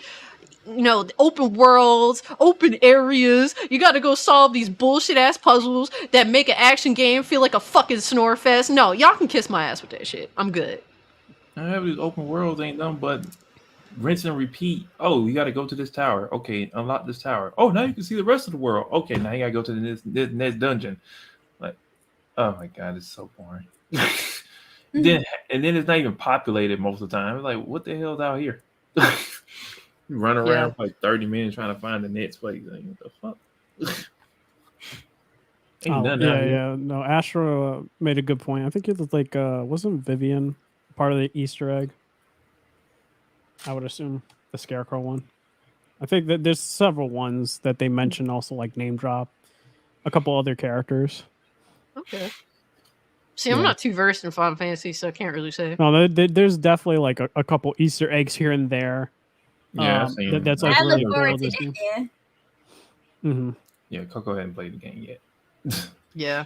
No, we definitely trying to chill back with the spoilers, obviously. There's some things that we're gonna, talk about, but nothing too crazy, or at least I would hope. Yeah, no. I'm definitely not gonna say any spoilers. Definitely if you haven't played the game yet, you have the benefit of low motion blur. Congratulations, y'all with the smart ones. I think the game is definitely like I've been enjoying it. It's worth the money to me. It's not living up to my high hopes, but I'm enjoying it a lot. So it was crazy seeing like Blaze and Rev very much into it, which I never would have expected that. Yeah, like Blaze, who was telling me, is like, dude, the story is like really good. Like, I'm digging the action. I'm glad that they're not doing like these walking sections or puzzles and stuff, like getting to the point. So like for me, like, is it like my favorite game so far this year? Absolutely. Like after finishing it, I was like, dude, I'm definitely doing theory videos on it. Jeez, why this? Dude, it's not even the 4th of July. People doing fireworks. Jeez. But you're late. Yeah, I'm like, dude, it's like 2 days after. But going into it, like, dude, there's stuff you can dissect. The world building, the lore, also in the game's great. And dude, like I said, that like hunts are dope too. And yeah, do I think that there's potential things that they can explore with an expansion or DLC? They should. They're definitely going to do so. I won't go into what because it's spoilers or whatever, but I think they'll definitely do that. Whether or not I know when it's coming out, probably more than a year later, I would assume so. But that'll also, by that time, be on PC. So for me, yeah, it's my favorite game this year so far. Baldur's Gate, I would assume, will either rival it. Which one, whether or not I like it, remains to be seen. But like I said, Baldur's Gate 3, can't wait. That's also supposed to have 170 hours worth of cutscenes. I don't want to hear no more complaining about Final Fantasy 16's cutscenes. Dude, 170 hours worth? That's insane. I bet you on a standard playthrough, you won't even see half that shit. Oh, yeah. So that's kind of how those types of games are. I want to say like probably like 80 hours, I would assume, with cutscenes the first playthrough. And then the second playthrough, it's like another 80 on top of that. But no, I'm hyped for that. That's honestly, besides Final Fantasy and this, and then Spider-Man, but I'm not like going crazy. Like, dude, I'm a Spider-Man fan, yeah, but I'm not expecting like huge things for Spider-Man. I don't think it's right? gonna be like. It's not gonna be the biggest change. Like At bare they're not minimum, gonna I flip expect it on the its boss head. fights to be better. I hope. Minimum. I hope. I don't know, bro. At bare minimum, they should. If it's not like good, I'm gonna be very disappointed, especially with Venom. I'll be super disappointed. I'll be depressed for days if they were to do something like that. But like going into, finishing up my point for 16 though, like I said, if you guys like action in terms of creating your own builds as a technical action game in terms of abilities and icons and a really good story and good boss fights, yeah, it's there. Absolutely, in spades. Whether or not you want it more like in a traditional sense of, like let's create different classes like a Dragoon or something like that. No, it's just within the icon system. Mm-hmm. But that's something they can definitely focus in on in Final Fantasy 17. Absolutely. But yeah, also, I'm eating good too with CPU 3 because that next expansion comes out next year, as well as the graphics update for the game. Super hyped for that. That's so I'm like 14. That. And then Armored Core 6, I forgot. That game's also coming out. I don't know. Like other games I'm not really interested in. Maybe Alan Wake, but it's on the Epic Game Store on PC. Like, that kills and no me, physical man. copy. Yo, they could fuck off. Like every time I hear something new about that game, the more I just don't even want to try this franchise. Because I was like, oh man, it's coming PS Plus. Maybe I should give it a go. Then I hear, oh, there's gonna be no physical release for Alan Wake 2. Oh, and now you're telling me it's gonna be Epic Game Store exclusive. Y'all are a bunch of bitches. Like, not for nothing. To be fair, I knew it was gonna be an Epic Game Store exclusive because Epic was publishing it. There's no way Epic was gonna like release that on Steam. But I was a little shocked that they didn't want to do a physical release. Epic. I was like, dude, you guys got the money, right? You make a bunch of Fortnite money. Zero excuse other than they don't give a fuck. And that's the most disrespectful thing of all to me. But Neozoic's asking, like, what's your favorite 2023 game so far? And you said it's FF16. I mean, yeah. To me, the most enjoyable thus far has been Final Fantasy 16. I haven't finished it, so I can't say for sure. But a game that I haven't been, like, while it's not a perfect game, I haven't been dissuaded from stopping playing it. Like, I've had to take so many breaks from Hogwarts Legacy. I still haven't finished that game yet. Just go with me and just say no. I refuse to drop it. I will finish the game. Cage. I will finish the game. It's gonna happen. I've gotten too far to stop, and it's like at this point. Listen. I was as too far as you were. Like I pull up my achievement right now, and I said, "Yeah, I think I'm done." Yo, and the shame is, I think it's a good game. But just so much fucking bullshit. Like, y'all are fucking assholes for putting all this bullshit in the game. Like, you have a good game there, and then it's surrounded by all this busy work. And then once I see all that busy work, I just want to yeet myself off a fucking cliff. Like, it's just too much. It's a game that you have to take breaks from. It's a good game. I think that it came out in good working order for me on PS5. Visually, it's a nice looking game. The fact that you could just jump on a broom and just go any fucking where, I thought was awesome. But it's just too much bullshit, just too much filler, and that's what I really appreciate about Final Fantasy. There's just not really there is busy work, but it's not obnoxious. It's not obnoxious. A lot of games are so obnoxious. You might have had more achievements than me. Well, you're on PlayStation. So I was at 36%, and I had the Defender of Dragons, but I learned all spells, too. So. See, I didn't learn all spells yet. That's because you have to do a bunch of bullshit-ass busy work to get all that shit, from what I recall. Yeah. And I've done some of it, but I didn't commit to doing all of it because, well, that shit driving me crazy. But I was at that point where I was just going through the main story to finish that shit. Because I was getting sick, you know?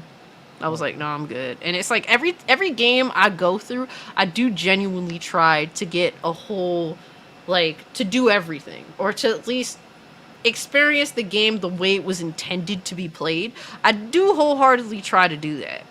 But at some point, something just becomes too cumbersome. And that's what Hogwarts Legacy began to be. It was a chore. It's a good game, but it is designed to be a chore. And that's, I think the combat is also like the gameplay loop in terms of the combat system is not like amazing. Also, that doesn't make you continue wanting to be in a combat scenario. And also, don't they do the auto leveling system too? Like the enemies are about the same level as you, or maybe 3 levels lower. I hate that in video games. I hate that design. I get tired of it. And I think Diablo has it the same way, and people complain about that. Level scaling. I hate the level scaling. I hate level scaling. It's just like, dude, if you get OP, it's like, dude, just leave it like that. I don't think that the combat was good in Final Fantasy. In Hogwarts Legacy, but I don't think it's necessarily very good in Final Fantasy 16 either. I think it's good, but not like. Is it like noteworthy? Like it's pristine? No, to me, like DMC5 is pristine combat. Like that's insane. There's shit in that game I'll never be able to do, but I can still do some dope ass shit in that game. Yeah, it's very skill based, and I don't feel like Hogwarts or Final Fantasy 16 has a skill based fighting system. You know, I will say when it comes down to it, in terms of like seeing the combos people do in 16, of course it's not going to be something to like DMC5. I don't think, but it's still some dope things that I see being done in 16. I will say that. And the stuff I pull off, it looks nice. It looks pretty. I think it does. But at the end of the day, it's just like, well, what? How am I going to what combos can I do to get me the most damage? It's not necessarily skill based. It's just what do I mash together in this shit sandwich to get the highest points? In terms of like, the build for it, in terms of the icon, you want to do whatever gets you the enemy down the most and then do more damage output is what they do. But like seeing me, I do different builds. Like I said, at one portion of the game, just doing the technical, like counteracting, and then the other one just damage output. So, yeah, like I said, it goes to other play styles and stuff like that, or crowd control. In terms of AoE, if you want to do like the, like literally the dash attack, in terms of like just killing all the enemies and stuff like that. Or if you just want to do air attacks like constantly and stuff like that, you could do that too with Garuda and all that mix matching. Yep. But like, I do agree with that for sure. Like I said, like overall though, like I don't know, gameplay loop in 16 for me, it's just there. But it's not like DMC. No, I can't argue that. I love DMC, by the way. DMC 5. I told Cage, amazing. And I go at Cage sometimes for Bayonetta, and I'm like DMC 5. I think DMC 5 is amazing, but they also need to get rid of that fucking emo bitch. I mean, to me, he brings the game down a notch. We won't go into spoilers, but the future going forward, V is no longer a thing, right? I agree, but that definitely does bring that game down a notch. The game is amazing because of the skill, the level, the ability the player has to learn the mechanics and how their gameplay can differ, I think is amazing. I can still have fun and I'm fucking shit at a combo-based system that is skill-based. I can still have fun with that shit. But if you're good, you will have the most amazing reward out of it. If you actually go into it with the process of, I'm going to be the fucking best and I'm going to do some insane shit that motherfuckers is going to be jealous as hell. Like, I think that DMC5 is great at that. What they're not great at is V, because he's specifically designed for motherfuckers that are never gonna be good. Whoa! I literally, this is what I did as V, and I'm not saying I'm good. Matter of fact, I'm trash. But the fact that you're not encouraging me to be good, because I could just walk in there in V and just smash my fucking palm on the buttons, and I'm killing everything without even trying, and I'm getting like fucking A or S, tier battles, like out of it. Like, to me, that's a joke, like to me, I think that's disrespectful to like the game because the ability of the game is genuinely amazing. But then they put V in there, and it's like, yeah, these are for dumb motherfuckers. That's literally what it is, and I'm an idiot too. I'm not saying that I'm excluded from that, but I know why he exists, and it definitely does depreciate the quality of the game, you know? So I think that DMC is amazing, but let's not hate on V that much, Astro. Saying so like DSP, come on now. So like DSP, you know, like DSP would not, even with V, get a SS ranking like that. Come on now. We're not doing V dirty like that. Look, I will be the first to say I'm shit at video games, but I hate when games pander to me because I'm shit. I would rather just be shit at the game and just it be what it is than you pander to me because I'm bad at a game. Inspire me to try and get better at it. That's what games like Bayonetta, like DMC tend to do. I enjoy that. And will I be like really great at it? No. Will I learn a few things? Hell yeah, and I'll get my fun out of it. I think that to me is a sentiment that I wish that more games were about, getting the player to be better.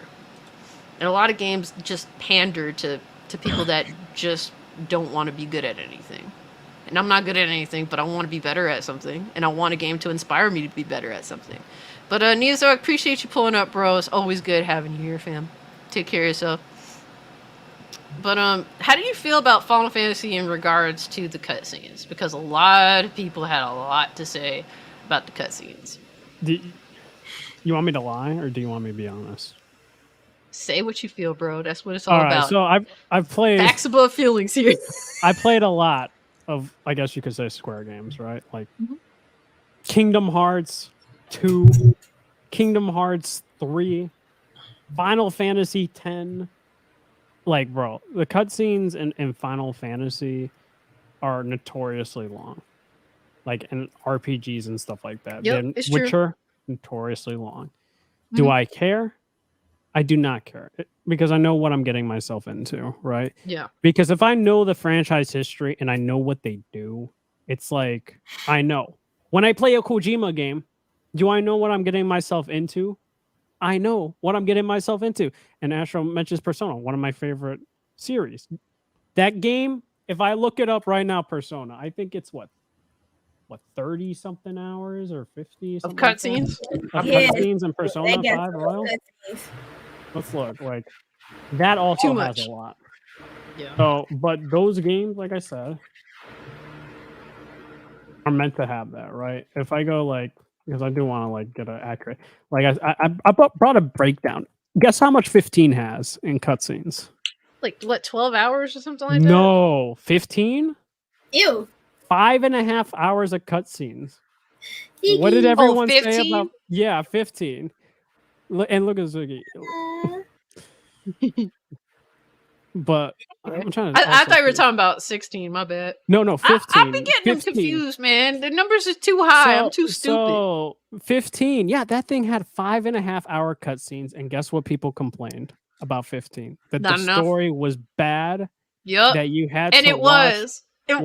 You had to watch Kingsglaive, a movie, and you also have to watch an anime on YouTube called Brotherhood. And it still wasn't good on top of all that stuff.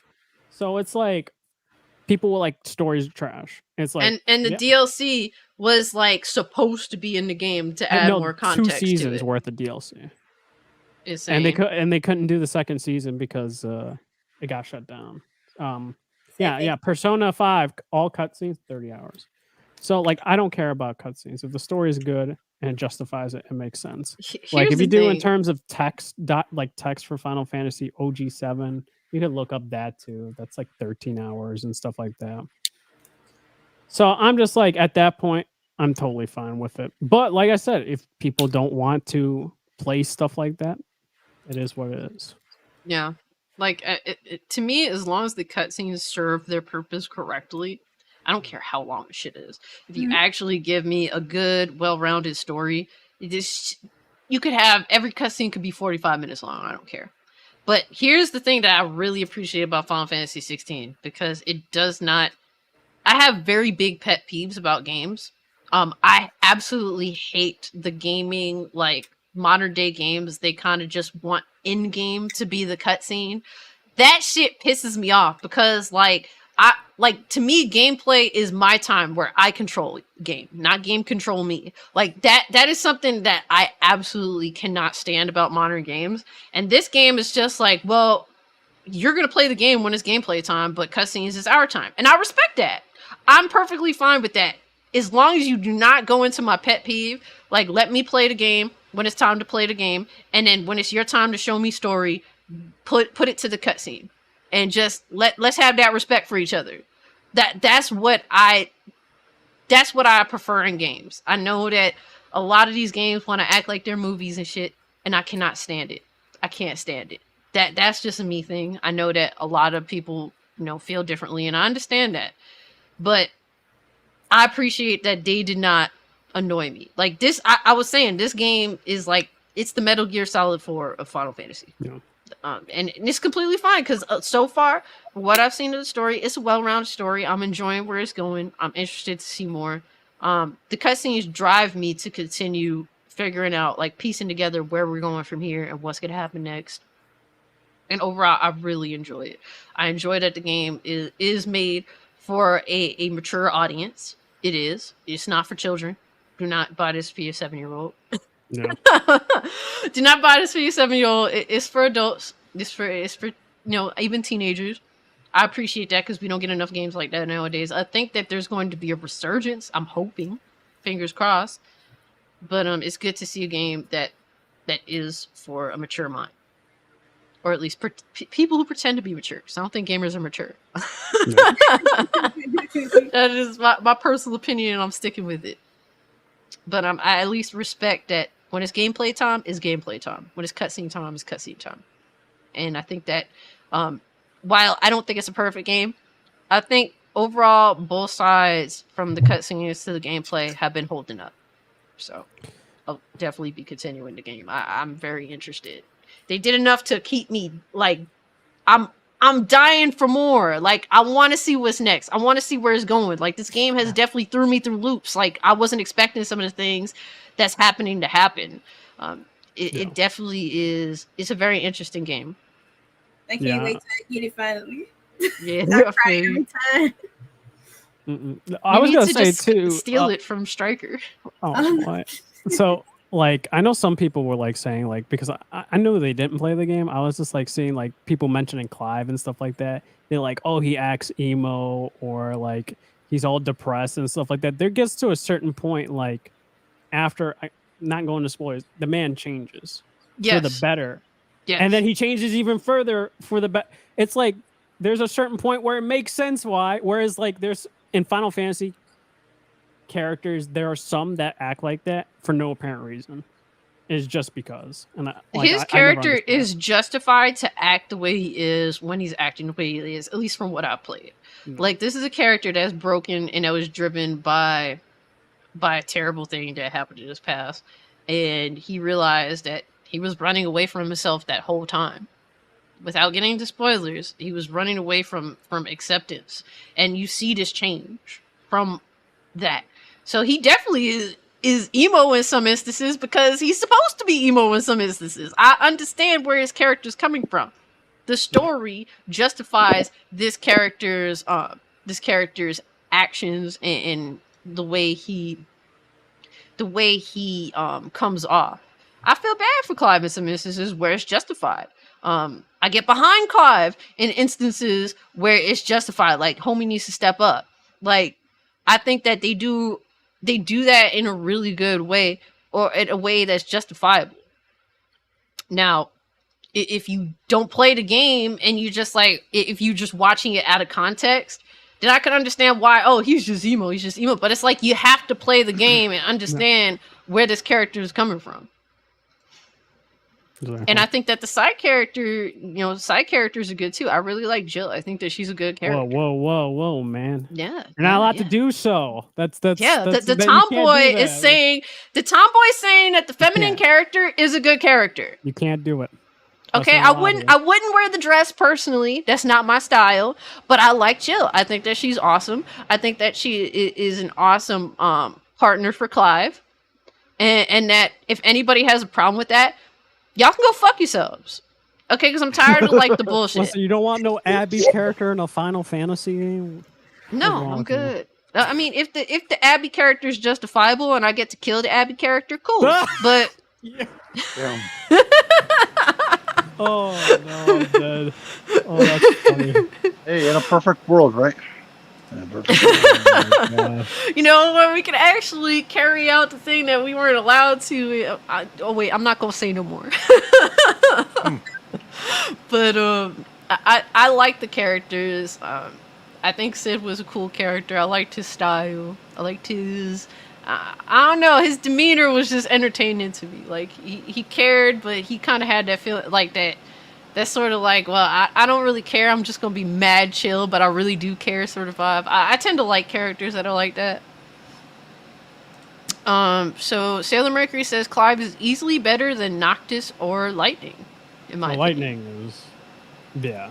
Lightning came off like a fucking bitch, and I haven't played much of Final Fantasy 13, and I could be out of context. 3 games with that character. It's crazy because it's like she was mad at her sister's boyfriend, even though his sister's boyfriend was trying to save her, and it's like, am I listening to this out of context? But like, bitch, could you relax? Like, he wants to help. Like, why you act like a cunt to the people that you're supposed to be like, you know, like working with?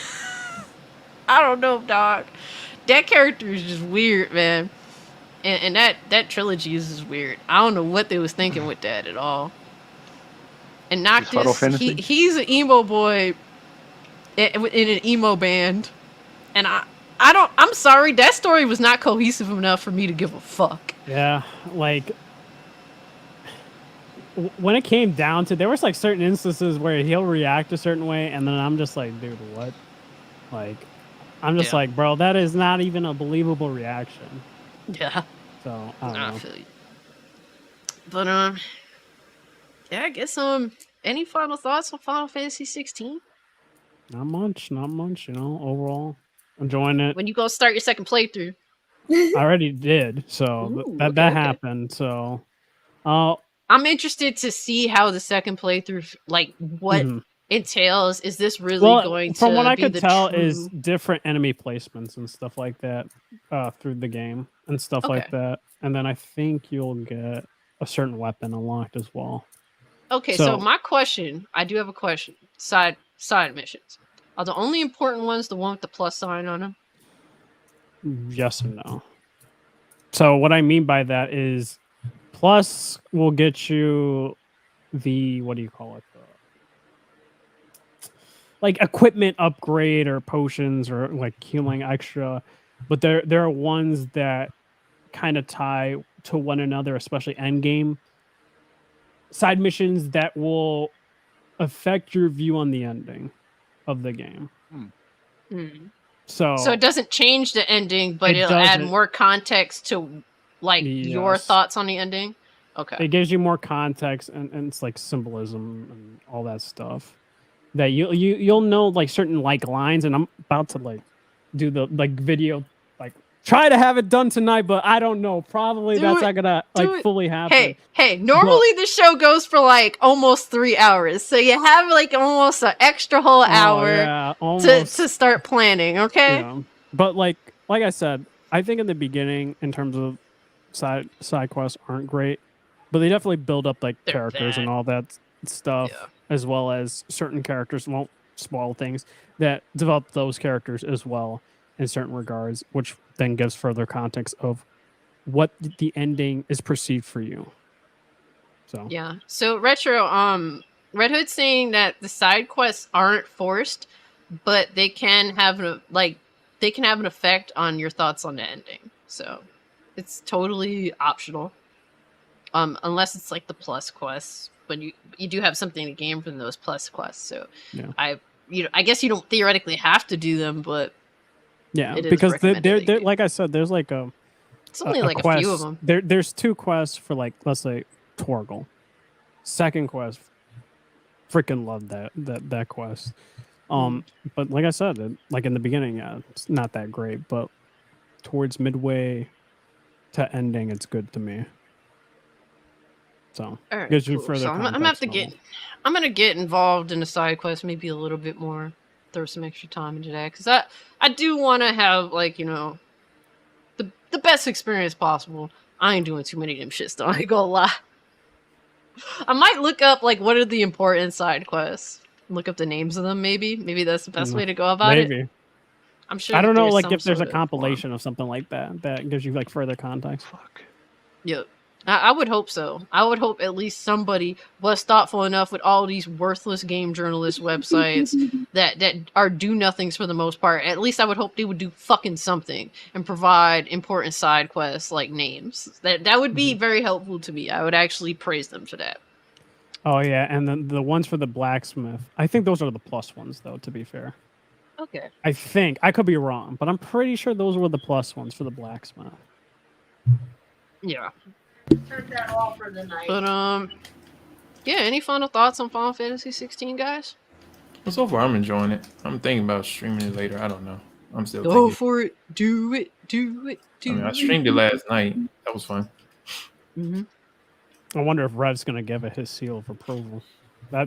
So from what I know, he likes it, but he hasn't been playing it as much. But because he played it because Callisto also came out, the DLC too. I heard that was ass. I don't know though. Wow. But listen, I'm not gonna hate on people if they like it. They like Callisto Protocol. For me, not my game that I would want to play, but I don't know. I'm getting into that mindset. Is like I don't go on too hard on people. I'll say one thing about my opinion on a game and just end it there. Yeah. That I don't know, because it's like the whole discourse is not much. Like people just bicker at one another, and it's like same thing when it comes to like certain fandoms, and when it comes down to like, it's just like what's the point of having a dialogue when the other person doesn't want to have a dialogue? So I understand. There's no point for it. Yeah, for me, I think Callisto could be a fun game for me because it has like good atmosphere, but it's not too scary. Because like me with horror games, I'm not the best at them, sadly. So I feel like it actually could be really a game for me, but I just don't think it's worthy of the full price moniker. I'm actually considering picking it up for $30. I don't think it's a bad cop for $30. Yeah, I might get that tomorrow since it's on sale on Steam for the Steam sale. Yeah. What game? Callisto Protocol. But yeah. Yeah, but I totally get what you're saying. Yeah, it's in my list. So I'm like, you know what? Why not? Not for full price, but I'll get it for a discount price. That's fine. Yep. I mean, hey, I think most games that are coming out now, they may be full price or even like the premium $70 price. I don't think most of them fucking games are worth it. I don't even think they're worth half their asking price. That's just how I feel now. I don't know what it is. Maybe I'm overblowing it.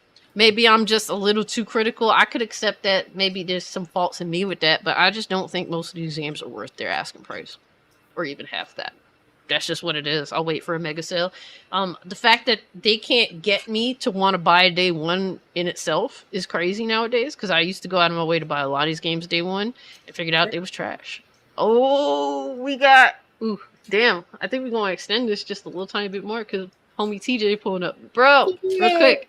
Thoughts on Final Fantasy 16? It's no trash. spoilers. No, Damn! I'm playing. It's trash. Did you finish it? No, I haven't made time to play it since like it's been several days, so I haven't been playing it. Mm-hmm. Do you know like how far you're at? I know it says the PS5 says I'm at like 60%. Okay, Yeah, so you're a little bit ahead of me. Yep. So what are your general thoughts so far? You know, like how do you feel? Well, first things first, they have a slider for motion blur now, so that's the best news that you could provide to anybody right now. I feel as though the motion blur is good at like a 2. Like the maxed out is 5, but the frame rate is so low that I think it does need at least a little bit of motion blur, and I think 2 is kind of good. Smooths it out a little bit. Yep. They should have gave us that from the jump, that slider. Thankfully, it's a slider, not just on and off. That would suck. But overall, I think it's a good game. Like I've seen a lot of people, bad mouthing it, saying You know, it's not like the older ones, but if you've been playing the games from the first all the way till now, you would notice there's a progression in the styles of gameplay that they implement in each iteration. So it shouldn't be that jarring of a thing. Now, granted, there are negatives, like the fact that there's elemental attacks, but they have no effect.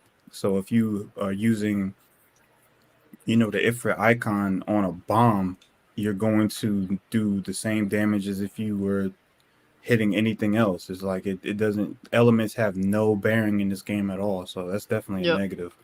But I overall, agree. I'm enjoying the game. Like I have nothing like disparaging to say about the game as of now. So I think if you like action games with some light, very light RPG elements, this is for you. And the story is great. Clive is an incredible character. The character progression and the development that you see with him in this story is definitely one of the best characters in any Final Fantasy. Like he's definitely in the top 10 for me. So I think that seeing him and his journey is fun to experience, from the start to where I am right now. How do you feel about his partner in crime, Jill? Because she's been, there's Jill been is fire. controversy. There's been controversy around her because she's a girly girl. She's Jill a is female fire. that looks like a female, and she's attractive. They made her look Oh, attractive. there was another thing. People, it wasn't Kotaku specifically that they were like CBU3 hates women or something like that. That they like portray women as like bad, and it's like, dude, well, I don't understand. I don't get it where they're coming from. Maybe it's because of like Benedicta and a certain other character. Benedicta's a dope ass villain. Yeah, I like her. Like, She's like a vindictive bitch. Like that's what makes her but cool. They don't like it like that. They think they're like representing women. Here's wrong. the thing: It's they so just dumb to me. want the females to be the good characters, and for them to look retarded. They want them to look like Abby or some other bullshit like that. And they want them to be the playable character and the good guys, and for those bad, musty-looking men to be the villains. That's really all it boils down to with these fucking weirdos. So they can fuck off. I think Jill is an awesome character. I like the character. I like Jill a lot. She's very fitting to be like, Clive's. I don't know, like love interest or just like partner in crime, whatever have you. Right. Now, the other partner in crime that you just get to pet anytime you want, man. Torgal is a fun partner to have with you in the middle of battle. Now, he's badass. You can't necessarily control everything he does, but you definitely, like I've said in our Discord, like you can. I use him for juggles. Mainly. Like anytime I want to do a juggle, I bring him in to do a hit, or if I want to do an air juggle, or if the enemy's in the airborne, he'll bring them back down, and then you could just continue a combo. And I think that's what he's meant for. Like I understand why people have an issue with not having a party system or you being able to control the individual characters like that you could in 15. In 15, you could switch to any of the other 3 characters with that DLC, was in the party. Yeah, that was an update, I think, like way later on or something like that. That's when they added that. So I think, people were expecting that type of thing where you could just be able to utilize them the way you want to versus them just kind of doing their own thing. You know what? I appreciate that I don't have to babysit. I'm so thankful I don't have to babysit. To me, that's one of the most annoying fucking things in video games. Like FF7 Remake, I love that game, by the way, but some other people don't. I think they did it right with that. At least you can choose who you want to play with. Yes and no. The issue I have with it is the AI. So if I have Aerith in the back, right, because I want heals, right? So I'm commanding her to heal me, and I'm playing as Clive, then for whatever reason, she goes in front of the boss or something like that and gets one shot. And I'm just like, dude, I just moved you all the way back and you're in the front. That's why Rebirth is going to be fucking awesome. I think that they're going to figure out what to do. I hope so. Specifically with the Gambit system. I was saying that for shit for the longest. I don't know if you remember, Red Hood, but I was like, man, like if they kind of just took an example from Final Fantasy 12, and kind of just let you design how you want the AI to act in situations, that game would be so much better. And now I'm hearing that apparently the devs are looking into that Gambit system to implement That's what I'm something along the hoping. lines. I don't know if that's true or whatever. I'm hoping it is, because that'll make me enjoy the game a lot more of Rebirth. Because that's like something I'm super excited. But like I'm also like super concerned in general for the remake trilogy, because like I said, like when you like are remaking that game into 3 parts, and I feel like if one game is just bad, like no one wants to replay the whole thing, essentially, like all 3 games at once. So that's true. Yeah, it's gonna be weird because they are changing shit. I wonder if there's going to be like an update to the first game as a remake, maybe an adjustment, maybe some form of adjustment for it to feel samey, I guess. I don't know. It'd be weird. But yeah, overall, I think 12 is awesome. I think it's a great action game with RPG elements, some minor RPG elements. I think it's better than its gameplay loop is better than most modern action games. I don't know how you feel about that, TJ, because I know you like a lot of the action games that personally I'm not too into. I know that you're into God of War. Personally, I'm not, because I don't like the gameplay loop. Personally, I like this game's like action focused gameplay loop more than I like most action games gameplay loop. I don't know how you feel about that though. No, I enjoyed it. I mean, I'm enjoying it. I think the difference between this and, a lot of people say, oh, this is God of War God of War plays better than this. And if you don't like puzzles, then no, you would actually prefer Final Fantasy over God of War. God of War is overkill with puzzles in the game. Like, especially like certain things that you have to do up. If you want to do upgrades, you have to do puzzles to get the upgrades. You don't have to do that here. So clearly, this is a more streamlined, more action focused game.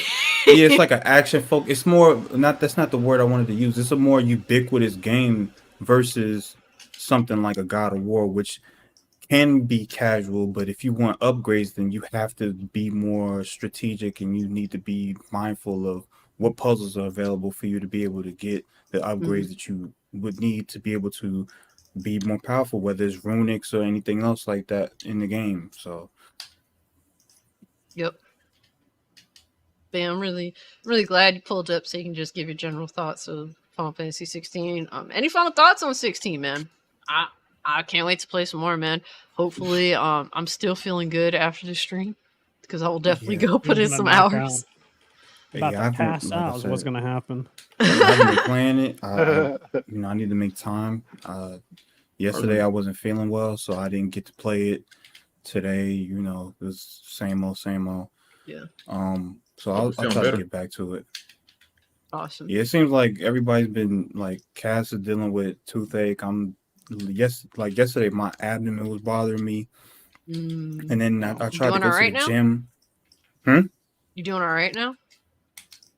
Yeah, I'm straight. I mean, it's still a little sore, but I tried to go to the gym yesterday and I just didn't make it. So things happen, but we got to punch through it and get. I pulled up just in time for discuss Final Fantasy. So hell yeah.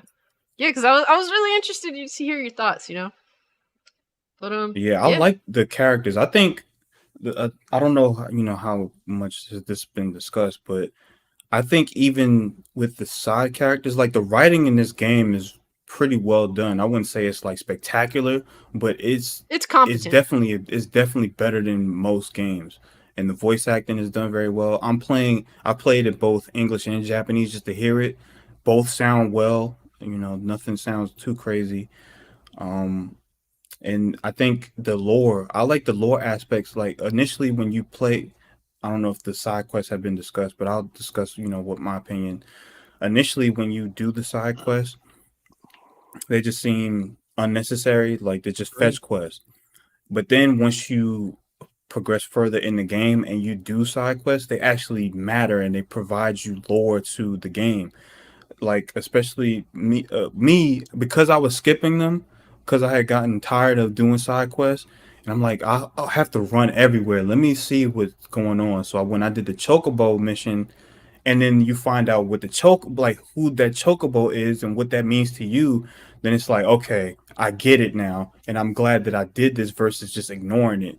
So once you start doing certain side quests in different areas, you get more aspects of what's going on in that area as well as the people in that area. And it actually fleshes out some of the lore of the story. So I do appreciate that. Mm-hmm. Yep. That was kind of interesting, though. They did say, I saw an article saying that Final Fantasy 14 players actually weren't one of the features that's in Final Fantasy 16. And there is that lore the thing. time lore, the active time lore. That's Yeah, actually pretty cool. Dude, that is cool. It is greatly needed. I think Astro Mm-hmm. could like attest to this too, bro. There's a lot of lore within 14 that you do need like a lore thing for it because like we're going in at a 7.0 and we absolutely actively need it. Whether or not they'll do it, I doubt with 7.0 probably not because, or maybe they could surprise us. But 8.0 I could expect it to happen. No. Yeah, for me, 16, like, the game kind of starts off slow. Like, you have to unlock icons. I feel as though, I think that what would make the game better, it would probably make the story worse. But I think what would make the gameplay better is if you can unlock icons faster. But I think that's what New Game Plus is for, so we'll see.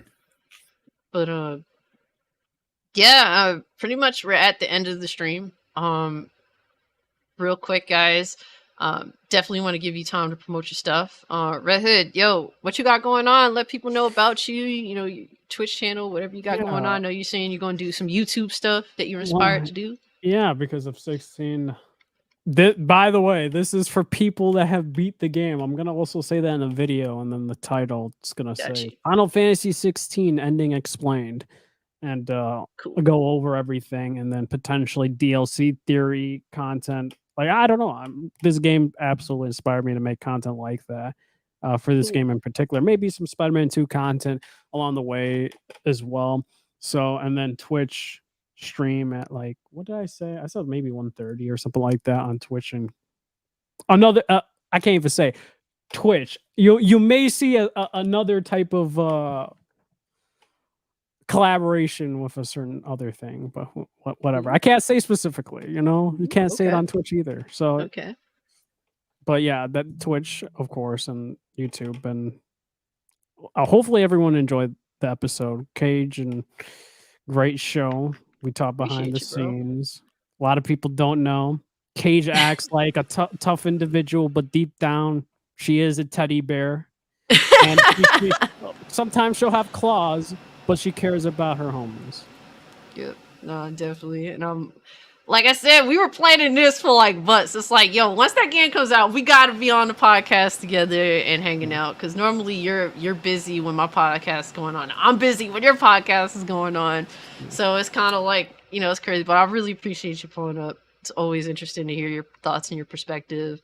And overall, man, just chilling with someone that I fuck with. Like, that's my dude. Red Hood's my dude. And this is, like, these are my friends. Like, my genuine friends. This is, like, my family. And I do consider you a part of that, too. Because genuinely look out for me. I look out for you. And that's what's up, man. But, yeah, guys. Definitely, I posted Red Hood's YouTube, his Twitch. Like, awesome dude. Level-headed perspective. I highly recommend, if you need more people out there that are like that in a crazy-ass world. But thank you so much for being a part of the podcast. You definitely made it good. I guess that numbing shit I put in my mouth definitely helped out, so I was able to actually not be crying while hearing that. Yeah, so I had fun. Honestly, it was great. Coco, you there? Coco, Striker, you there? I'm here. All right, yo, tell the chat what you got going on, what you're into, what you're promoting. Let the people know about you, sir. Me, I'm just a variety game streamer. I pretty much play anything and everything other than sports games, as always. You never see a sport game on my thing, other than that. I mean, you played Mario Soccer That's for it. a little other bit. Than the arcadey games like Mario, Yep. something this, or maybe some, what's that, Blitz, something like that. Yep. Something that's not real sports, but For the fun fun. type. But Mhm. anyway, and you know I'm pushing on Twitch and Kick right now. Yep. And you can follow me on. Let's see, on Kick. It's Cyus is what? Cyus, I'm posting it in the chat. Okay. So I got you there. So, and then of course on Twitch it's Cyusstrike 1. And I'm pretty much on a variety of different games. Right now, currently, I got every now and then I might stream some Final Fantasy 16. I'm definitely streaming more and more of my Street Fighter 16, my Street Fighter 6 gameplay as I'm learning the game more. Mm-hmm. Been streaming some Smash Brothers as well. Your boy Rashid about to drop. Oh yeah, can't wait for the Windmaster to come back.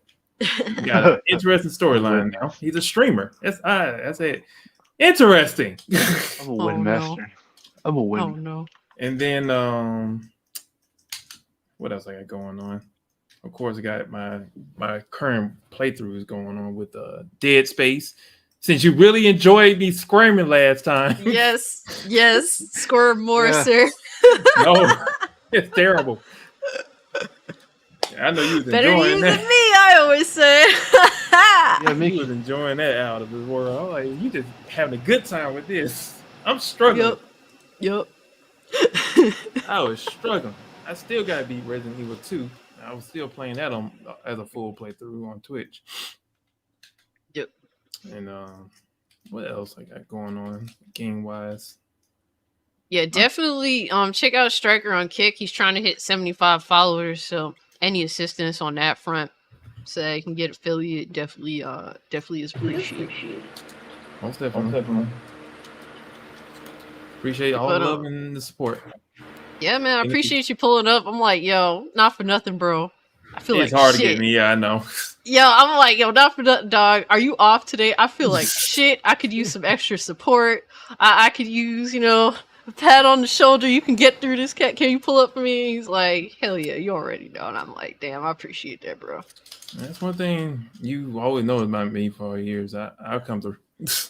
Yeah, I do appreciate that, for real. And also, Coco pulled up too, man. I'm like, yo, y'all real ones, man. I appreciate that. Coco, let the people know what you got going on. What you into. You've been streaming too, going hard on Kick. So definitely check out Coco on Kick. She's also trying to hit 75 followers. So any assistance on that is definitely appreciated. But let the people know what you got going on, fam. I'm mostly a variety streamer. I do mostly probably shooters. I play Dead by Daylight, Overwatch, Fortnite. I'm starting to slowly get back into RPGs again. So if you guys are interested in watching Final Fantasy series, I think I might actually even go back to the beginning. Okay. I'm gonna post it up your Kick. Let me post up your Twitch. Yo, TJ, you finally got something going on?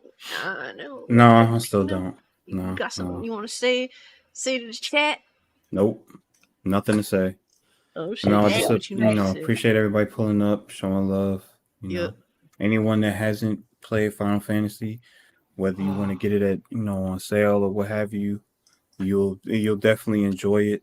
As long as you like action-oriented games, you like a good story with good characters that are fleshed out, this will be for you. Yep. Facts. Yeah, and the game looks a lot better now with the motion blur slider.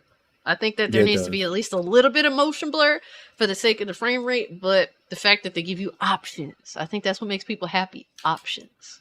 That's nice. So there's definitely a visual improvement there from that simple change alone. Yeah, options like ending up on PC a year later with plenty of options. Yeah, all the options. I hope that version's good. I hope so. Not like 7 Remake though. 7 Remake. I have ultra wide support. Higher frame rate. They need a lot of options because from what I hear, I heard Final Fantasy 7 is very bare bones when it comes to the options. Yeah. That's what I'm hoping. I hope it's not like shifted to a different like port studio and it's actually in house with CBU3, but who knows? Like, Square is just sometimes they do good and then sometimes Square do stupid. Like, I don't get it, man. I'm just waiting for like the collab event for 14 and 16 when that's gonna be. They're definitely gonna push that out soon. Did y'all talk about the sales for Street Fighter? That it hit 2 million. Yeah, it has 2 million sold After a so month. far. Okay, that's what's up. Wow, that's impressive. And And that it game is going to be going all gen, so it's going to be interesting to see. I forgot how many. It took a while for 5 to hit 7 million. So, it should be on pace to do decent numbers. But it's so many different fighters coming out this year. Who knows what? Yeah, it's going to be competition. Yep. But yo, Oz, you wanna say anything to the chat? Oh yeah, I forgot. I'm actually playing Hi-Fi Rush again because the DLC came out. How is that going? I don't know. I'm not a big fan of it because it's kind of like a horde mode, and you gotta hit it's okay. Okay, it's okay. I get you. Yeah, horde modes are for some people, and others not so much. So, I mean, it's cool they offered it though. So, for me, I ain't doing jack shit. Yeah. Damn, you're just waiting on a Mario RPG remake? Yep, and wonder. I got you. Yeah, I know you hyped for that. But guys, real quick, definitely if you're new, subscribe to the channel, hit the like button. Just, to be transparent with y'all, I do have a little situation going on. My tooth is fucking killing me. Not right now, thankfully it's numb from bullshit I put on. But, guys, if there's, a little, lack of content, please be understanding. I gotta handle this situation and get better so that y'all can get the best of what I have to offer. I don't like to throw bullshit out there for y'all. I have to be okay with my quality of content. So, I think I'm gonna just chill back with doing live streams and doing content. I'm definitely not gonna be streaming on Twitch right now. I just need to handle this situation. Once I'm feeling better again, I'm gonna be going all out on this shit. So definitely be patient with me. Unfortunately, it is what it is at this point. So I gotta handle what I gotta handle, but just know I'll be coming back swinging. So that's what it is. But I do appreciate everyone that pulled up today. It's definitely been a hard week for me given my situation. So I've been trying to, I guess, kind of, ignore it and, keep myself busy. But it can be a little bit of a pain in the ass. But guys, like I said, just be patient with me. Everything's gonna definitely get better, so it is what it is on that front. But yeah, guys, thank you all so much. G, Astro, Bobby, Rezi, always appreciate you. Alex, I-Man, always appreciate you pulling up, bro. I-Man is a real one. Thank you so much for always being there for me. Sailor Mercury, Bobby Hawk, always good to see you, fam. Live Wire, always good to see you, bro. Butch, even though Butch pulled up late as per usual, okay? Well, who gives a fuck about Butch? Damn! That's rough. But Retro Dude, appreciate you. Live Wire, always appreciate you, fam. Just thank you all so much for the love and support. Really appreciate you coming in, especially today. I needed it, so really appreciate y'all pulling up. But yeah, guys, it was a great stream. Another episode of the 2REAL4FEELS podcast. And yeah, with all that being said, we are out. Peace.